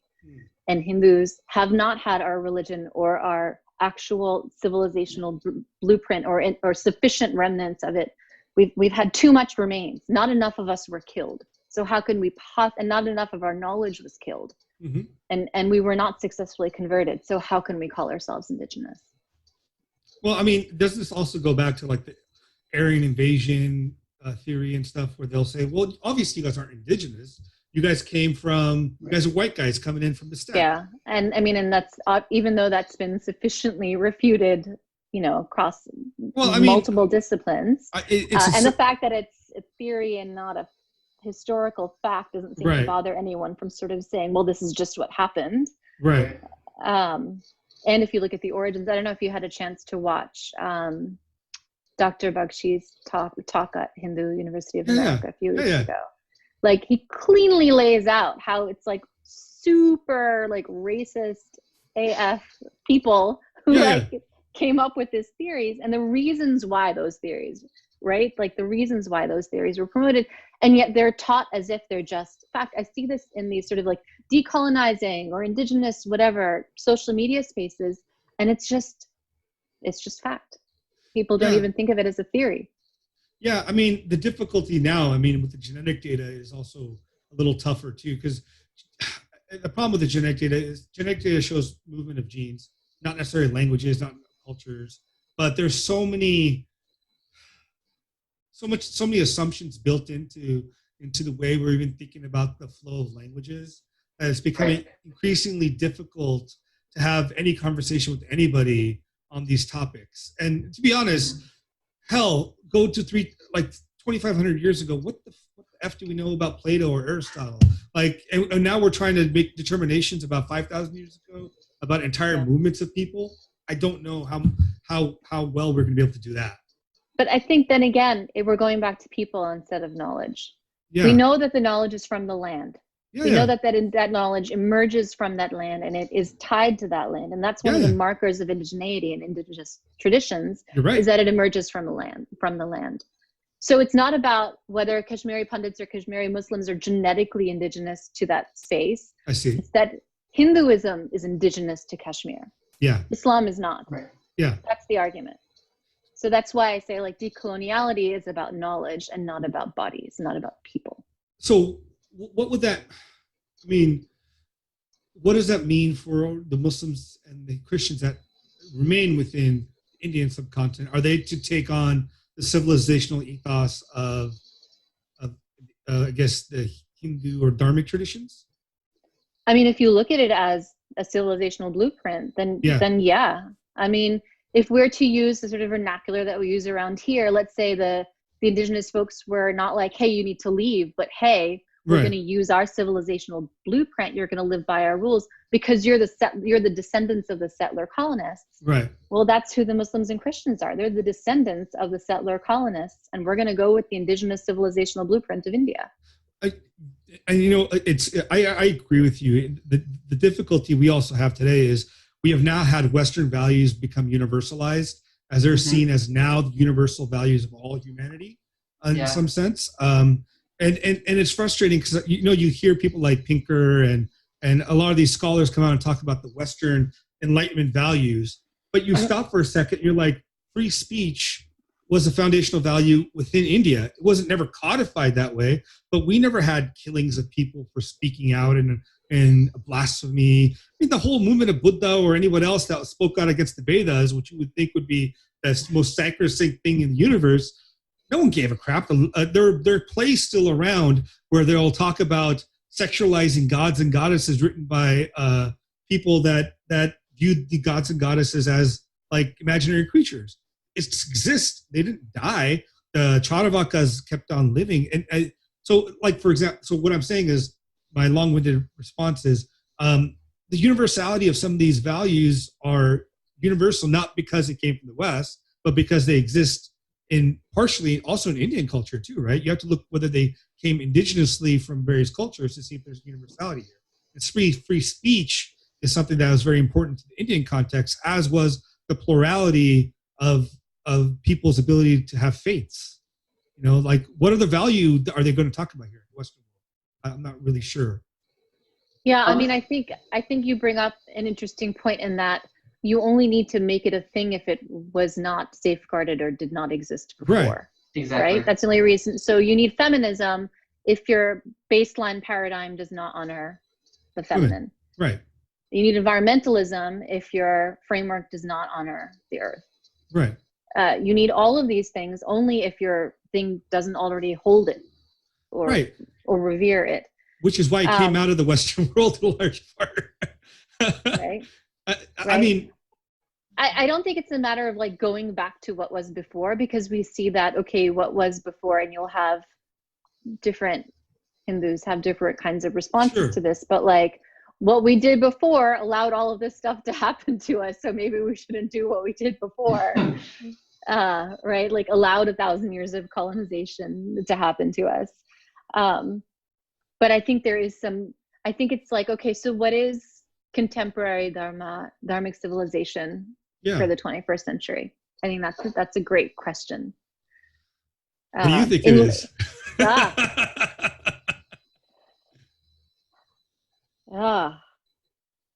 Parth?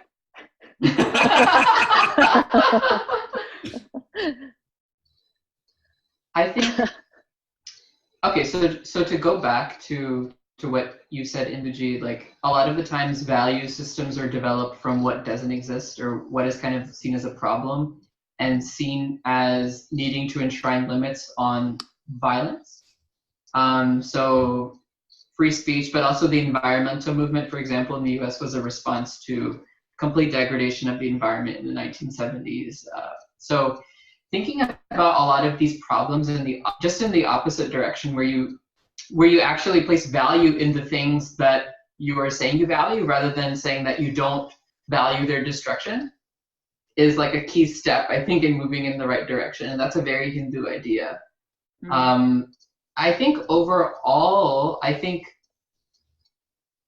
this is a really broad and really big question. What is Hindu Dharma for the 21st century?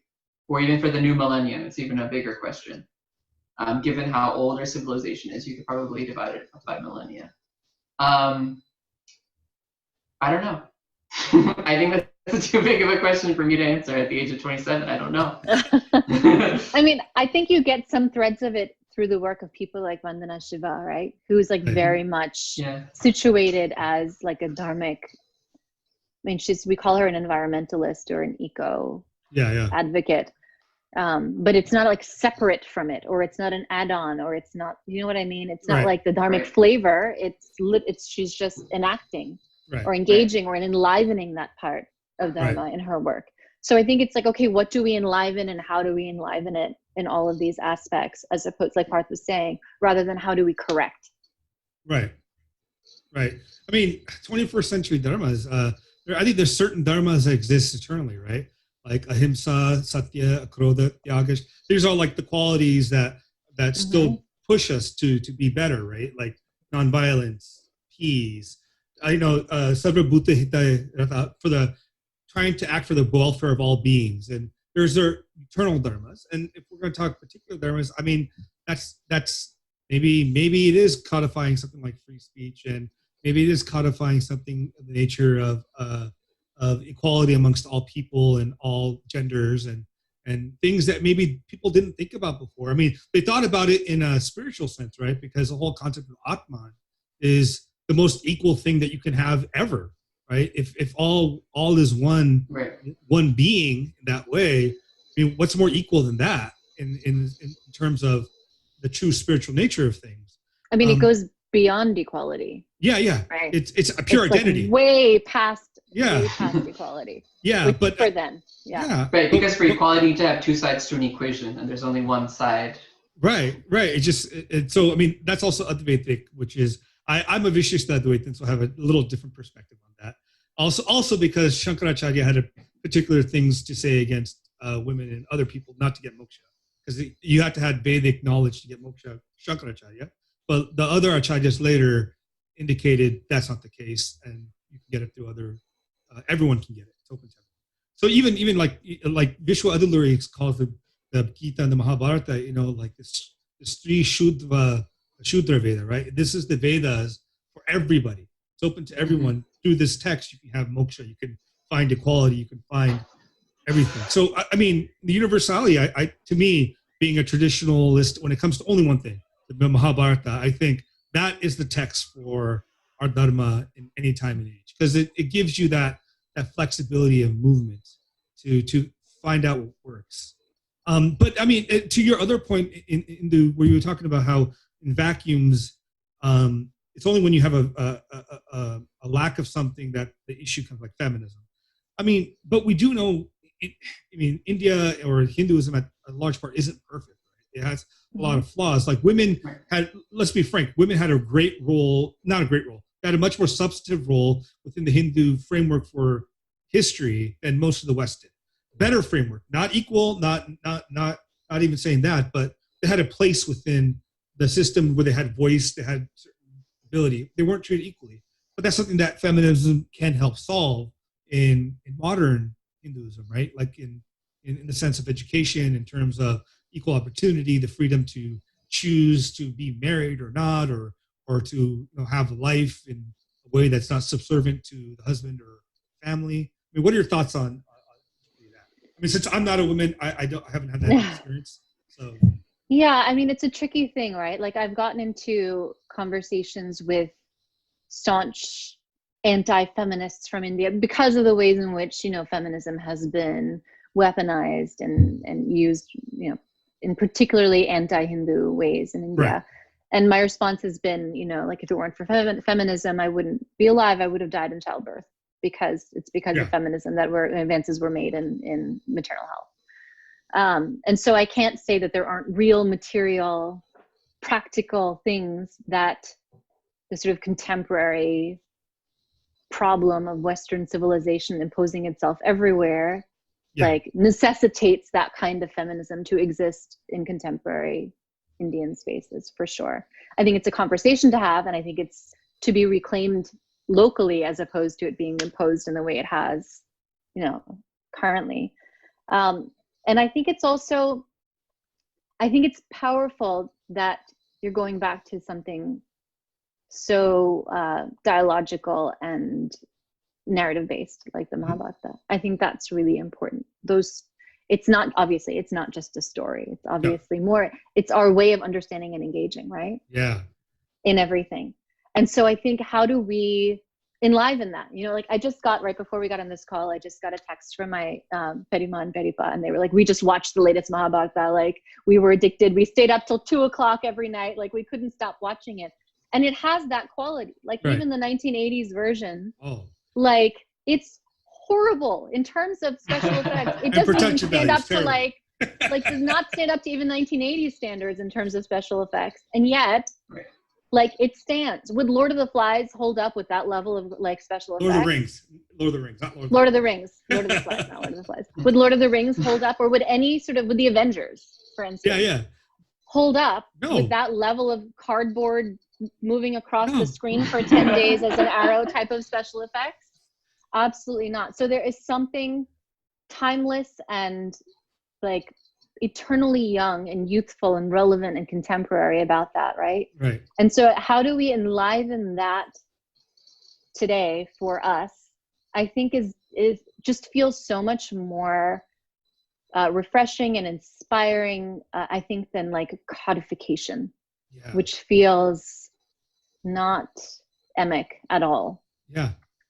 I mean, I just read recently again, so I go through Mahabharata pretty often and regularly. So I don't know if you know about the dialogue between Sullabha and Janaka. So this is in the Shanti Parva. It's a conversation between this female sage. So she comes to Janaka to get knowledge from him, because she hears that Janaka is this great, Raja Rishi. So he has knowledge of Brahman. And she knows how to read minds. So when he's thinking in his head, he's thinking, here's this woman trying to get knowledge from me. How can this woman get knowledge? She probably wants something from me. She wants probably to pass on my seed or whatever it is. So he's thinking in a very male-centric, and she rips him apart in the conversation saying, you saw me as a woman as wanting something from you that you thought was physical. I wanted something in your mind, but I now see that you don't even have that. And in fact, I had this before, and I came searching in the wrong place in this gendered world of engagement. It's such a fascinating dialogue where it's just, but there's numerous dialogues like that throughout the Mahabharata where you see these relations between individuals flipped on its head, where the person that has supposedly weaker or less intelligent or whatever, or who is presumed to be that way, comes out with the knowledge to change people. Like Vishwamitra and the Chandala again. There is this great conversation about Vishwamitra. You might have heard of it, where Vishwamitra he's in a famine, and he goes to Chandala's house, and then the Chandala schools of Mandharma. This is why the text just is beautiful in that sense. It tells you what the stereotype is, and it flips it on its head and saying, what does all this stuff matter? At the end of the day, what is these castes? What are these roles? What are these? All that matters is the Atma, right? The cycle of violence to end, the cycle of subjugation of oneself and others to end. It's just a beautiful text that way. So Yeah. So then the question is like, how do we enliven that in the spirit and ethos of the space and the society versus, like you look at the ways in which Hinduism is represented in contemporary media on Netflix or Amazon Prime or whatever it is. And, what we hear from media producers in India is that for them to feed their families, the easiest way is to sell this really sensationalist, anti-Hindu garbage. And that's how they feed their families, right? They're not, high-end producers or script writers. So they're just trying to make a living. And this is what these media houses are buying up. Right. And so this has now become the perception of what ought to be. And I think especially in India, you get that, does art imitate society or society imitate art? Conversation is like particularly profound in India, I think, given especially the mass production of media. Sure. But how do we, there's a reason that, and there's a wisdom in the fact that our knowledge is most powerfully handed down through storytelling in this way. But I think to your point, the big point that I think that how do we address this is partially, I think, like people have to learn our traditions, learn the Shastras. And I think it's not just identify as Hindu. And on top of learning the Shastras, we have to get away from the spirituality, the mysticism that people associate with Hinduism. Hinduism, in many ways, is a very Lokika faith or tradition. It's focused on how to live in this world. What values do you bring from the spiritual world? How do you bring that to this world? It's not to say that there's another world out there that's spiritual. It's there. It's here. It's at the same level that we are. How do we make it come out of ourselves? And it's this churning, this engagement with the Shastras, with these thoughts, with others like yourselves, and bringing people into that conversation, different experiences, and we have to, and I say we because in some sense we are talking about these things, but we're one of the few people out there are. We have to and you guys are doing this more than probably I am, but engage with others and bring that knowledge to them, because otherwise we're just going to see this drivel that we see constantly on Netflix and on Indian cinema and Indian TV, where the only time you talk about Hindu thought is Om Jai Jagadish Hare, or some little thing like, not that it's little, but just something so minuscule on the larger set of what knowledge we bring to the table. I think that's really well said. Sorry. Yeah. No, go ahead, Parth. I was just going to say, I think that's really well said. And I think making the traditions available to people and making them see that they can actually be voiced and thought about in the 21st century is kind of step one to even thinking about your broader question, which you brought up, which is what does Dharma look like in the 21st century? And I think we're we've devoted so much time and energy and attention to just that first step, because it's been such a powerful roadblock for our community that, personally, I think that's for me was the challenge in even thinking beyond that. What would it actually even look like? Yeah. Because I think when you don't have those role models, Vandana Shiva is an excellent one that Indu mentioned, but if you don't have those role models in a broad array of different settings, it's kind of hard to think about how your traditions can even be applied into the 21st century. You kind of have to bootstrap that for yourself. Sorry, go ahead. I was going to say, I think actually you brought up Jay Saidi book earlier. I think his inspiration in his argument around Sabarimala is super dharmic and super inspired in that, right? It was just, everyone was like, oh, whoa, they did not see that coming at all, right? Like his argument there. So I think it's, but that comes from being immersed, as you were saying, Mukunda, in living this and in having it be the ocean that you're swimming in. And so how do we enliven that? How do we break down these dichotomies? So there's all the dichotomies that you're describing in the media, where it's either violent or reverent, and then all of a sudden you're associating Hindu reverence with violence, right? Because they're in the same thing.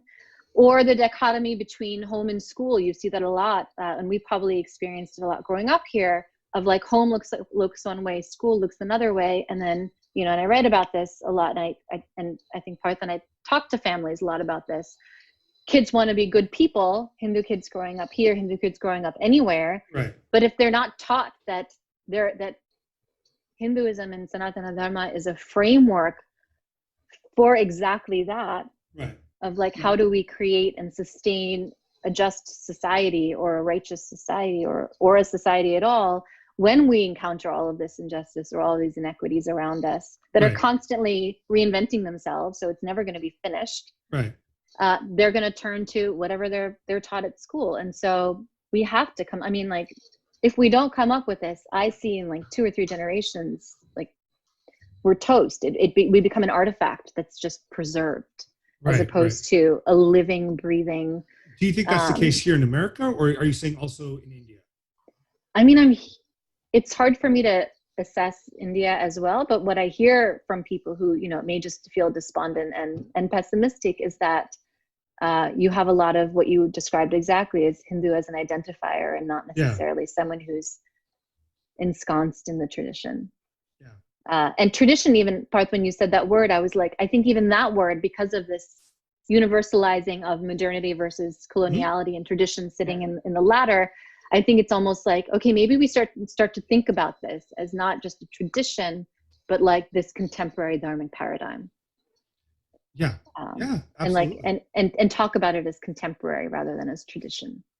I agree. I mean, it's a great way to frame it. You know, I think maybe this is a project that we can all try to do on our own. Is what does Dharma mean in the 21st century? What do we need to bring to the table? You know, like, to be honest, like I enjoy Rajiv Malhotra to an extent, and he's a great guy, but he's also a much older gentleman, and much of what needs to be done is by people at our age, because Younger. yeah, Younger.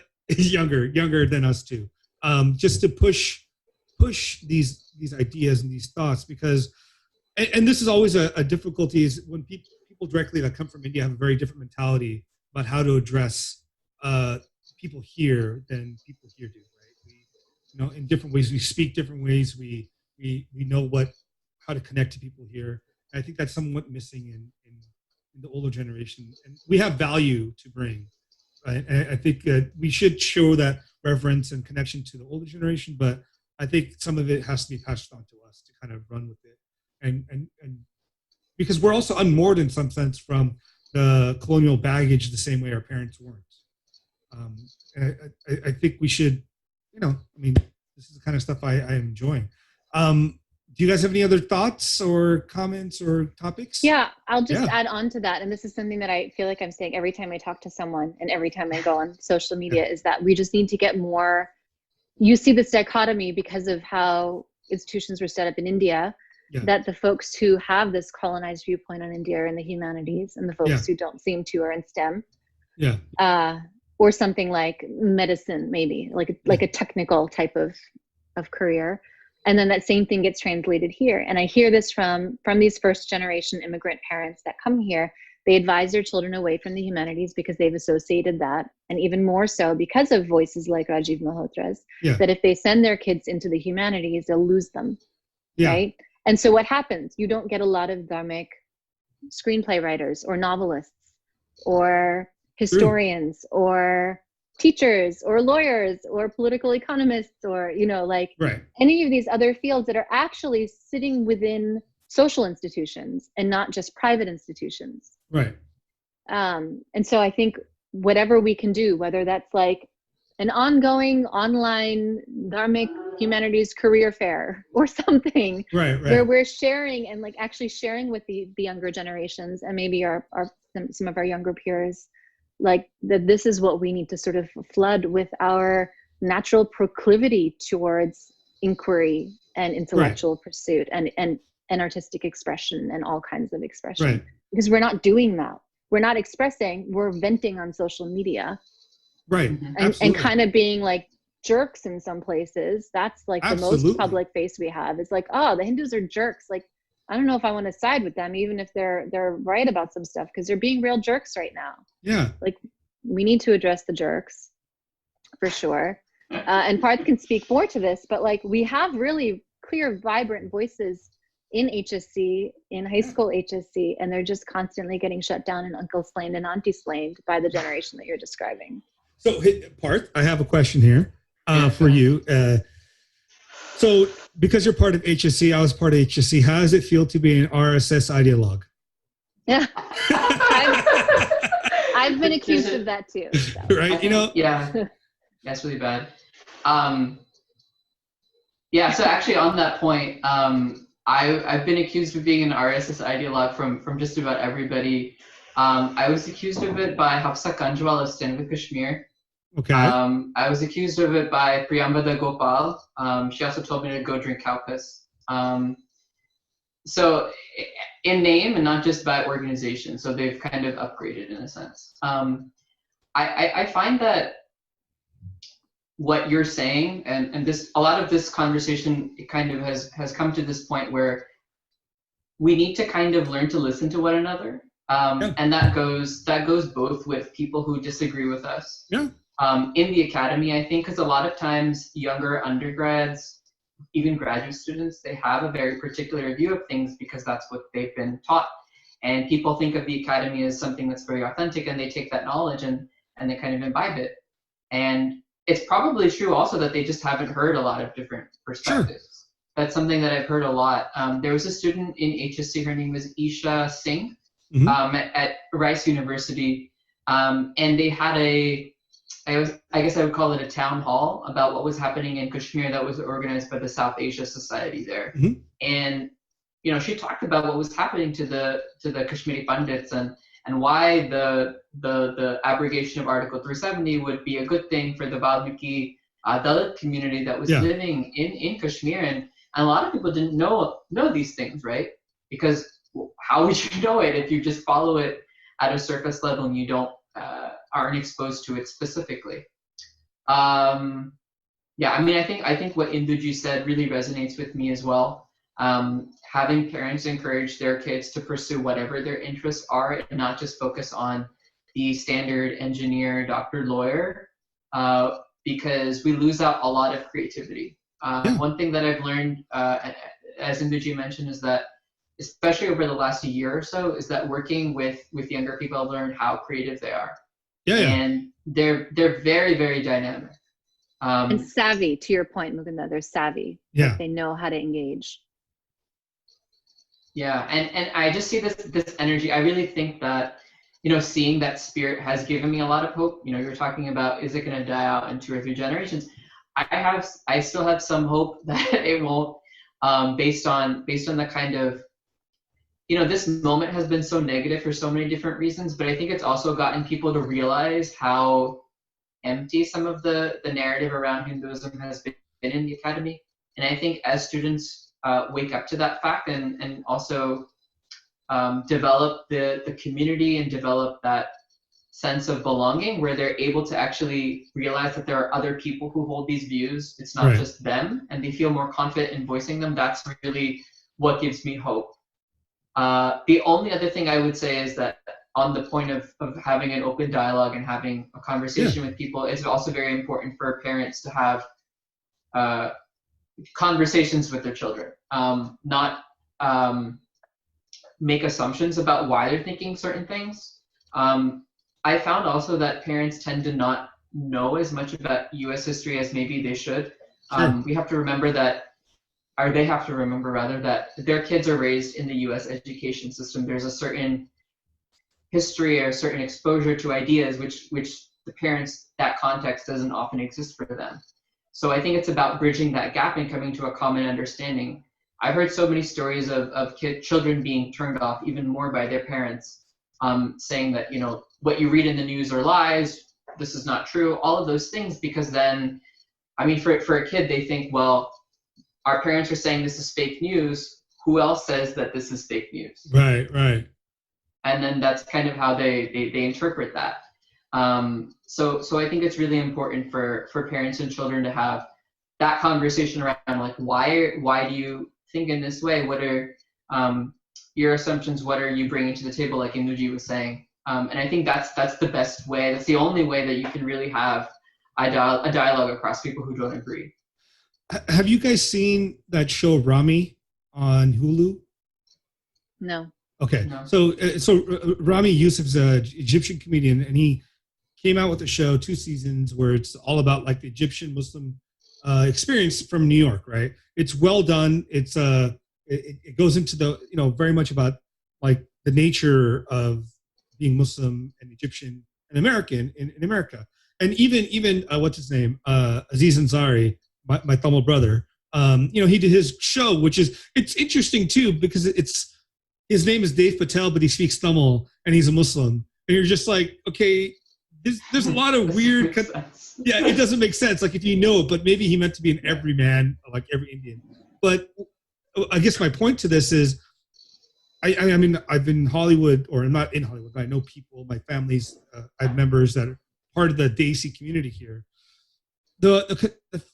And like Indu said, none of them know anything about their traditions or cultures or history, right? For much of them, being Indian, is just, I put on the Bollywood, I wear the Indian costume, eat Indian food, watch Hassan Minhaj, and if I get on the TV and I'm brown, that's all that's necessary, right? It's not about what am I depicting in. That recent show that came out with Mindy Kaling's Never Have I Ever. Never Ever. Which, I mean, parts of it were good, but my concern again was, what about Hinduness comes out there outside of this temple scene, which was all over the map Well, too. according to Equality Labs and their friends, Brahminical. minions, it's Savarna, Brahminical hierarchy, and it's actually really fascinating. You see this trend of Tambrem female scholars Yeah. denouncing it, like making a point of denouncing the show and saying that they're ashamed of their caste, they're ashamed of the show, they couldn't believe how overt it was. And then when they're pushed to talk about how overtly Brahminically supremacist the show is, Yeah. they're like, actually, it's really subtle. These are the little things that you might catch. And they're totally like Like they're what? not. I haven't watched the show, but some of the conversations I've seen around it, Yeah. the examples they've given are like, oh, well, they're vegetarian. Well, I mean, I don't think people understand like 70% of India is vegetarian, right? Or 60%, something like that. But also they don't It's a understand lot, that some Brahmins, especially in the US, are not practicing vegetarians, and some non-Brahmins are. Yeah. Right? Like, Right. it's not, I think mean, it was like their name and I forget what some of the other things were. And, these were Hindus responding to this. They're like, well, that makes no sense. But the way they talk about it, if you don't know anything about Hinduism, it sounds totally logical that they're like decoding it for everyone. right. Right. I mean, I saw the show and I was like, I didn't get a sense of Brahmanism from it. Like they went to the temple and you had everyone there. I don't know what it was. It wasn't a temple really. It was just they filmed it at a high school or something. But Right. I didn't get a sense of Brahmanism out of it. And there's some things where you can get a sense of Brahmanism out very clearly, but this I didn't get that sense. Because first of all, Mindy Kaling, I don't even think she's Brahmin or not. I don't know anything about her caste, but her work doesn't seem like it's influenced by anything but what it means to be. She's Tamilian though, I think, right? I think she's She Tamilian, is. yeah. Yeah. So I saw elements of Tamilian there. They spoke Tamil. She called her Uncle Periappa, and so the Tamilness came out and partial Hinduness, but nothing about Brahminness. I think the point is from these minions is that if you're not openly sort of declaring and disavowing and claiming your whatever and casting aside caste and blah blah blah, then you have what is now called, Savarna unconsciousness. That's where you're operating from. Wow. Right. And you're living in a what my friend jokingly calls it Saravarna Bhavan to make fun of the restaurant. But you're living in like a Savarna Bhavan. Yeah. That's a great line. I love it. I mean, obviously, this conversation, if they hear it, will be, I don't know, like I am Brahmin, I guess. You're Brahmin. I don't know Parth. I don't know what you are. I'm not. Yeah. So, but we're probably all upper caste. So this is Savarna, like nonsense. Bhavan. Yeah. So it's Savarna Bhavan. But I mean, this is the problem. It's so weird to me because it's like I've never ever thought about caste ever. Right. That's a part of your unconsciousness. No. That's the accusation. That's the accusation that's made. But I've never, like, I might know someone's caste by their name. Do I give a crap? F no. I mean, I was married before, and my ex-wife was like she was non-Brahmin, right? Like, I didn't care. I mean, at the end of the day, like, I don't care what people's castes are. It's not. I mean, I feel like if are they sliding in just by being an identity? You are like automatically like in the Matrix. I'm downloaded all this knowledge about caste, and I am now this thing. I mean, that's the part of the unconsciousness. Which is you're suffering. So it's like the same argument that I think is actually quite sound made against like the sort of logistical failing of how Robin DiAngelo frames white fragility, which is like you either acknowledge that you have it, and if you don't acknowledge that you have it, that means that you have it. Right. So you're effed if you do, if you're effed if you don't. Basically. Yeah, it's the original sin. Yeah, which is it's insane to me, because I mean I don't know, like I'm sure I don't know. I mean, but Jersey and New York are a little more. I guess they were a little more. They had a bigger presence of Indians than Southern California did when I came. I mean, I didn't grow up with a single other. I was the only not white person in my school until my sister started. Okay. Wow. I didn't grow up with anyone. I also grew up in South Jersey, so I wasn't around a lot of Hindu people either. There were some other. I wasn't the only person, but yeah, it was. It wasn't like Edison. Right. I mean, what was that recent case just came out today, right, or a couple of days ago, about Cisco, about the, Right. which is again the caste issue. Which, you know, I mean, I'm sure if they're from India in some sense, they probably have some of this encoded into their behavior. What's interesting and what's not necessarily happening, it's important to look into it. Yeah. And at the same time, what I've heard some concerns, the concerns I've heard emerge from some Hindu voices is that there are people who are in these Christian Dalit communities who are intentionally promoting this narrative in the US. So it's not an inter-Hindu issue, right? Intra-Hindu issue.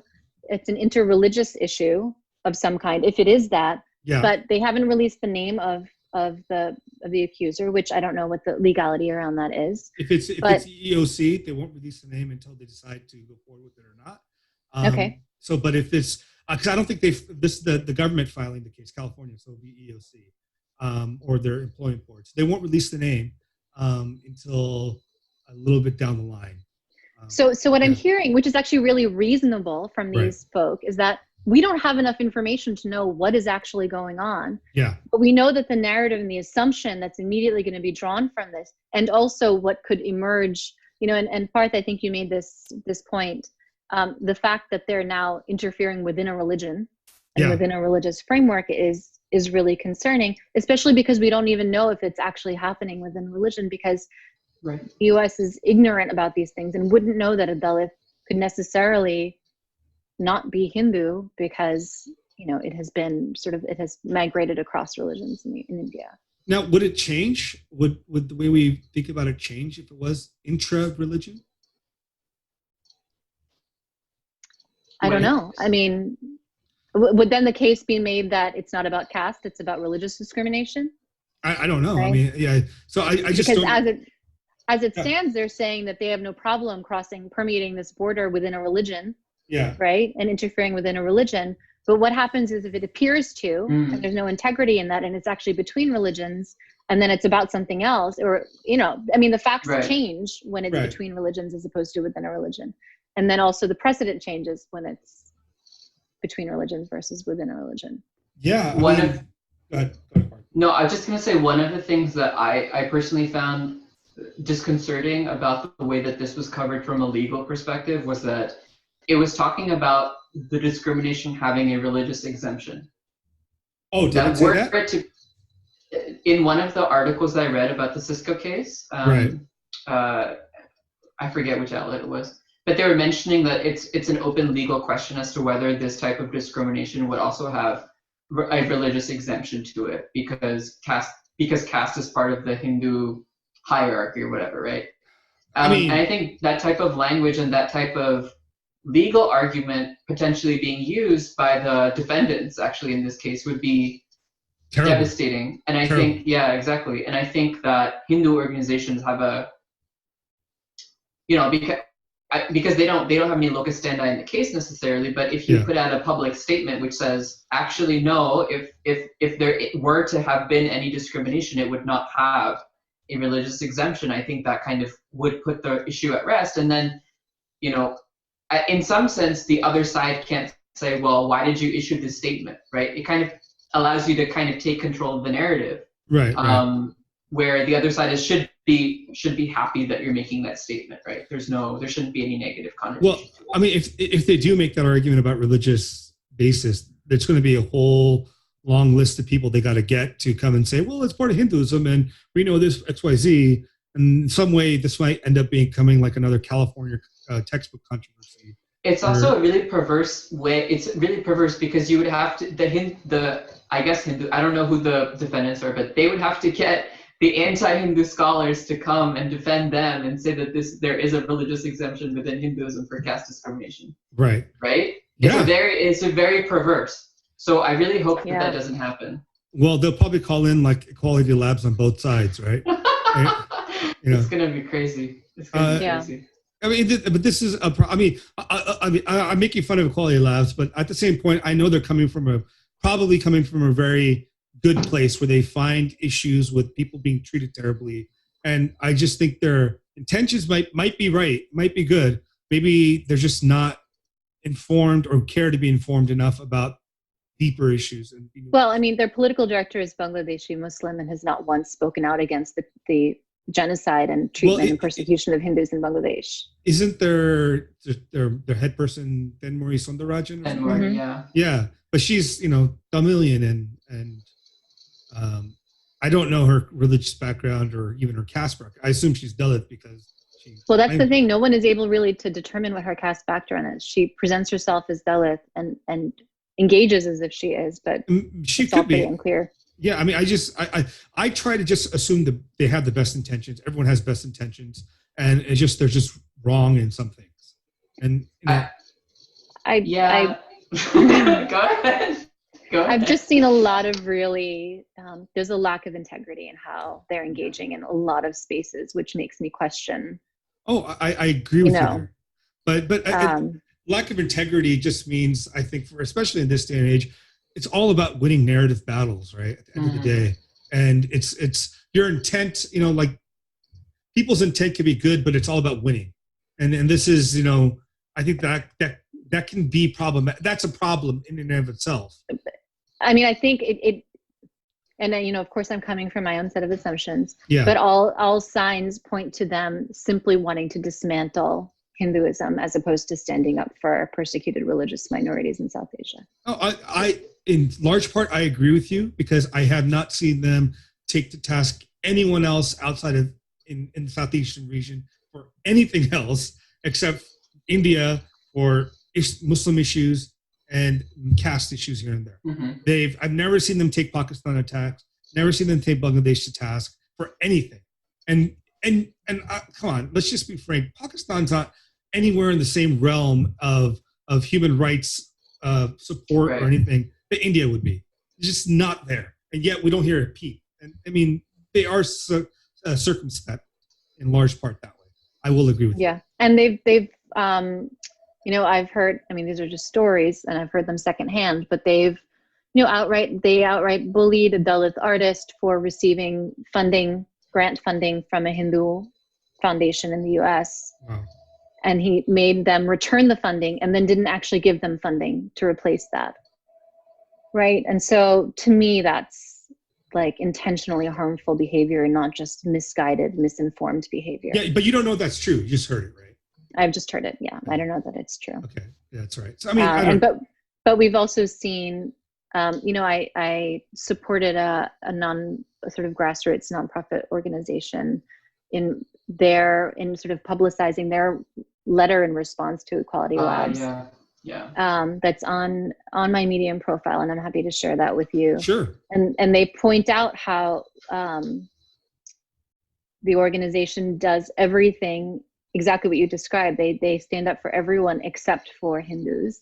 And what do they have to say for it? And either representatives of or allies of the organization and of SALT, I think, sort of personally attack this grassroots organization that's simply doing work like out in the field to support, whatever their local community. It's as grassroots and local as you can imagine in terms of serving the community, and not just the Hindu community, the community. But the crazy part is they're getting bigger. They just had Cornel West on. They had they're part of this PBS worldwide caste program that came out. I mean, they're behind everything. They're behind any sort of legal action that you see happening. They're behind it. They're there. They're the experts behind it. I mean, I would at some level, if they're a nonprofit, we should be able to see who their funding is, and if you see a good amount coming from Christian, worldwide Christian mission sources, I mean, we have a sense of what's going on here. That's much more easy to determine. Right. I think. Go ahead, Parth. No, sorry. I'm just going to say one thing about Equality Labs. A lot of their public actions now, right, and a lot of the basis for why caste is being discussed in the U.S. is their caste report that they published, I think, 2 years ago. That's right. Also with Cornel West being at the launch. If you look at the actual methodology that they use in the caste report, it's terrible. It's very suspect. Yeah. It is. I was looking at it and I was like, this is really bad. The survey methodology is really bad, in particular because the central claim that they're making is that Hinduism is responsible for a lot of this discrimination. And they have these charts in the report where they talk about like the triangle, the pyramid of caste hierarchy, and all those things. But if you look at the groups they surveyed, there's not a single Hindu group in there. Yeah. So your sample is obviously not going to be representative of the South Asian community, because if you're talking about caste in South Asia, then it has to include groups that I would identify openly as Hindu. You've polled groups that openly identify as Muslim. Why aren't there people from the Hindu religious institutions also being surveyed? The other thing is that if your central claim is that this is something that is endemic to Hindu institutions, then why aren't those institutions actually being surveyed? Why are people at those institutions, rather, who belong to those institutions being surveyed? And I think the argument would be kind of what Induji was alluding to earlier, which is that people of those institutions have a Savarna consciousness, so they would bias the results because they would deny that caste exists. Right? So there's this underlying assumption, and yet it becomes axiomatic because you're eliminating those people on the basis that they would bias the results, but then you're saying that, of course, those people are the ones who are responsible for it, and caste is endemic to these institutions. Yet you haven't actually polled those institutions to verify whether or not it is true. Right. So it's not an exercise in data, it's an exercise in signaling that you have this report, right? Right. That's all it is. It's the antithesis of either Popper science or of Kuhn science. It's not even science at this point. It's just I want a result here. I need information to back it up. Let me just get that information. Yeah, it's really sad. It's terrible. We've been going for like 2.5, almost 2 hours, and minutes. We could keep going. I'm down, but I'm sure you guys have stuff to do. You have any other points that you guys would want to discuss, or? I actually had one, maybe last one. We're talking about institutions, and one of the fears I hear from different folks is that exactly this, from this report, we're talking about religious institutions, so that Hindu institutions, Hindu organizations, not only are they now suspect, but it's incumbent upon them to take proactive measures to ensure that they don't come under investigation for whatever kind of discrimination might be the case. So like a Hindu temple might have to overtly write in its bylaws or charter, whatever, that they don't caste discriminate. And I wonder, like, what does that mean? What does that look like? I throw that to you, since that's your area. To me? Yeah. Oh, it's like, it would be interesting. Because Gotra is also part of this mix too, right? So at a temple, sometimes people ask for Gotra, and I don't know, because I guess a lot of non-Brahmins will say Gotra is like Kashyapa, right? And Kashyapa is actually also Brahmana Gotra too. So it might not come off there, but people have a sense of that, or they might use the name of a god, right? They might say Vishnu Gotra, Shiva Gotra, especially in Tamil Nadu. I think they do more of that, Vishnu Gotra, Shiva Gotra, whatever. But they actually, within a lot of these communities have their own Gotras, which I don't know about because I'm not part of those communities, right? But they do have their own Gotras. We know that because there's been numerous studies showing that there's Gotras for pretty much every group, including Dalits and everyone else. So I don't know, then is it okay to ask that question in the temple? Can, when you do a archana or yajna, is that then become discriminatory? I mean, those are interesting questions, which I don't have an answer to. Because again, like this goes back to the point before, is if we thought of these castes as communities of people that were bonded together, actually, let's take it back a step. Even when the British tried to codify these castes, they didn't know how to do it, because the definition they had for caste, every caste somehow broke. So they would be like, it has to be endogamous. Well, a lot of these castes aren't endogamous, they're exogamous. Or they have to be birth-based, or they have to have a certain kind of job. Well, some of these castes don't even have those kind of jobs. They're not really based around jobs or any of these things. They have to have certain customs. Some of these castes don't even have, within the same caste, they don't have the same customs. So you end up having every definition that they try to say is a caste is, no caste fell into it. So you end up having definition of caste being just a conceptual thing with no grounding. It's just like this amorphous. It's like saying, I was happy. What is happiness? Happy mean? Oh, just happy. I mean, we have no sense. My happy and your happy are different. I don't know what that means, right? And in the same way, like caste for the British, they didn't know what that meant. There's a book you should read if you haven't read already, Caste of the Mind by Nicholas Dirks. It's a great book. Yeah, he's good. And also there's other couple ones that have gone through it, which is Prakash Shah wrote an anthology with 4 or 5 other people called The Western Foundations of the Caste System. It's a fascinating book that goes also into the kind of methodology used by the British to create the caste system, and goes into the caste surveys and the correspondences and how these people that created these surveys are like, we don't know what this stuff is. We just have to make a determination and have these guys fill it out. So in many ways, what we're talking about is it's layered upon layered of just someone else's viewpoint of what these things mean, even though internally some ways we have a sense of what we mean by our varna, or actually we're probably also confused. I don't even know what my jati is. I know what my varna is. I don't know what my jati is. I don't know what I just don't know. So I'm just like, okay, fine, whatever, right? So I feel like when it comes to the temple and things of that nature, it's just going to be incredibly difficult to navigate that with caste, because we're having old traditions that have a different conception of gotra, caste, or varna, and versus the new definitions in the modern legal parlance, and they just don't coalesce. Yeah, and I think it's something that we're going to have to address, because I do see, and I hope this is not true, and I hope that this is not getting blessed, but I think that we are going to see equality labs and other organizations start to go for our institutions here. Yeah, and another thing, to be honest, what I think more and more Hindus need to do is, and I try to do this on my my sub-series, part of Meru, is called Meru Manthan, is engage with other traditions and find out about their ideas and methodologies. I don't see enough Hindus out there talking about our traditions compared to Christian tradition or Muslim tradition or Jewish tradition. It's very much it tends to be very reactive. This is what the British did to us. Let's be angry about it. Let's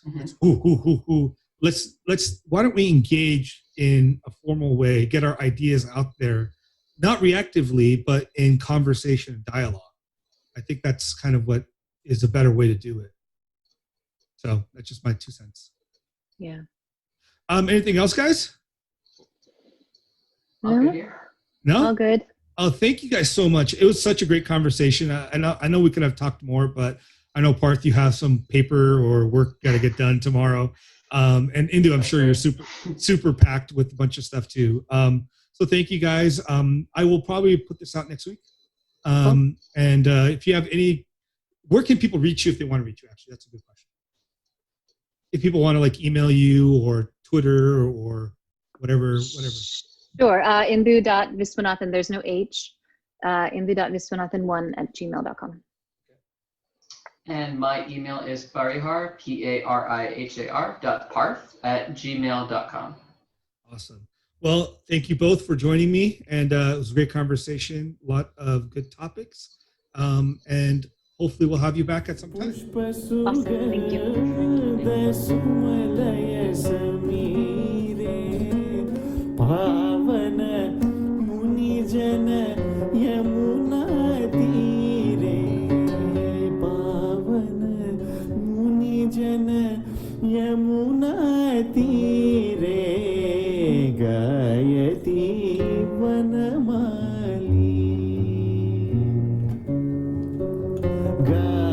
Gayati Vanamali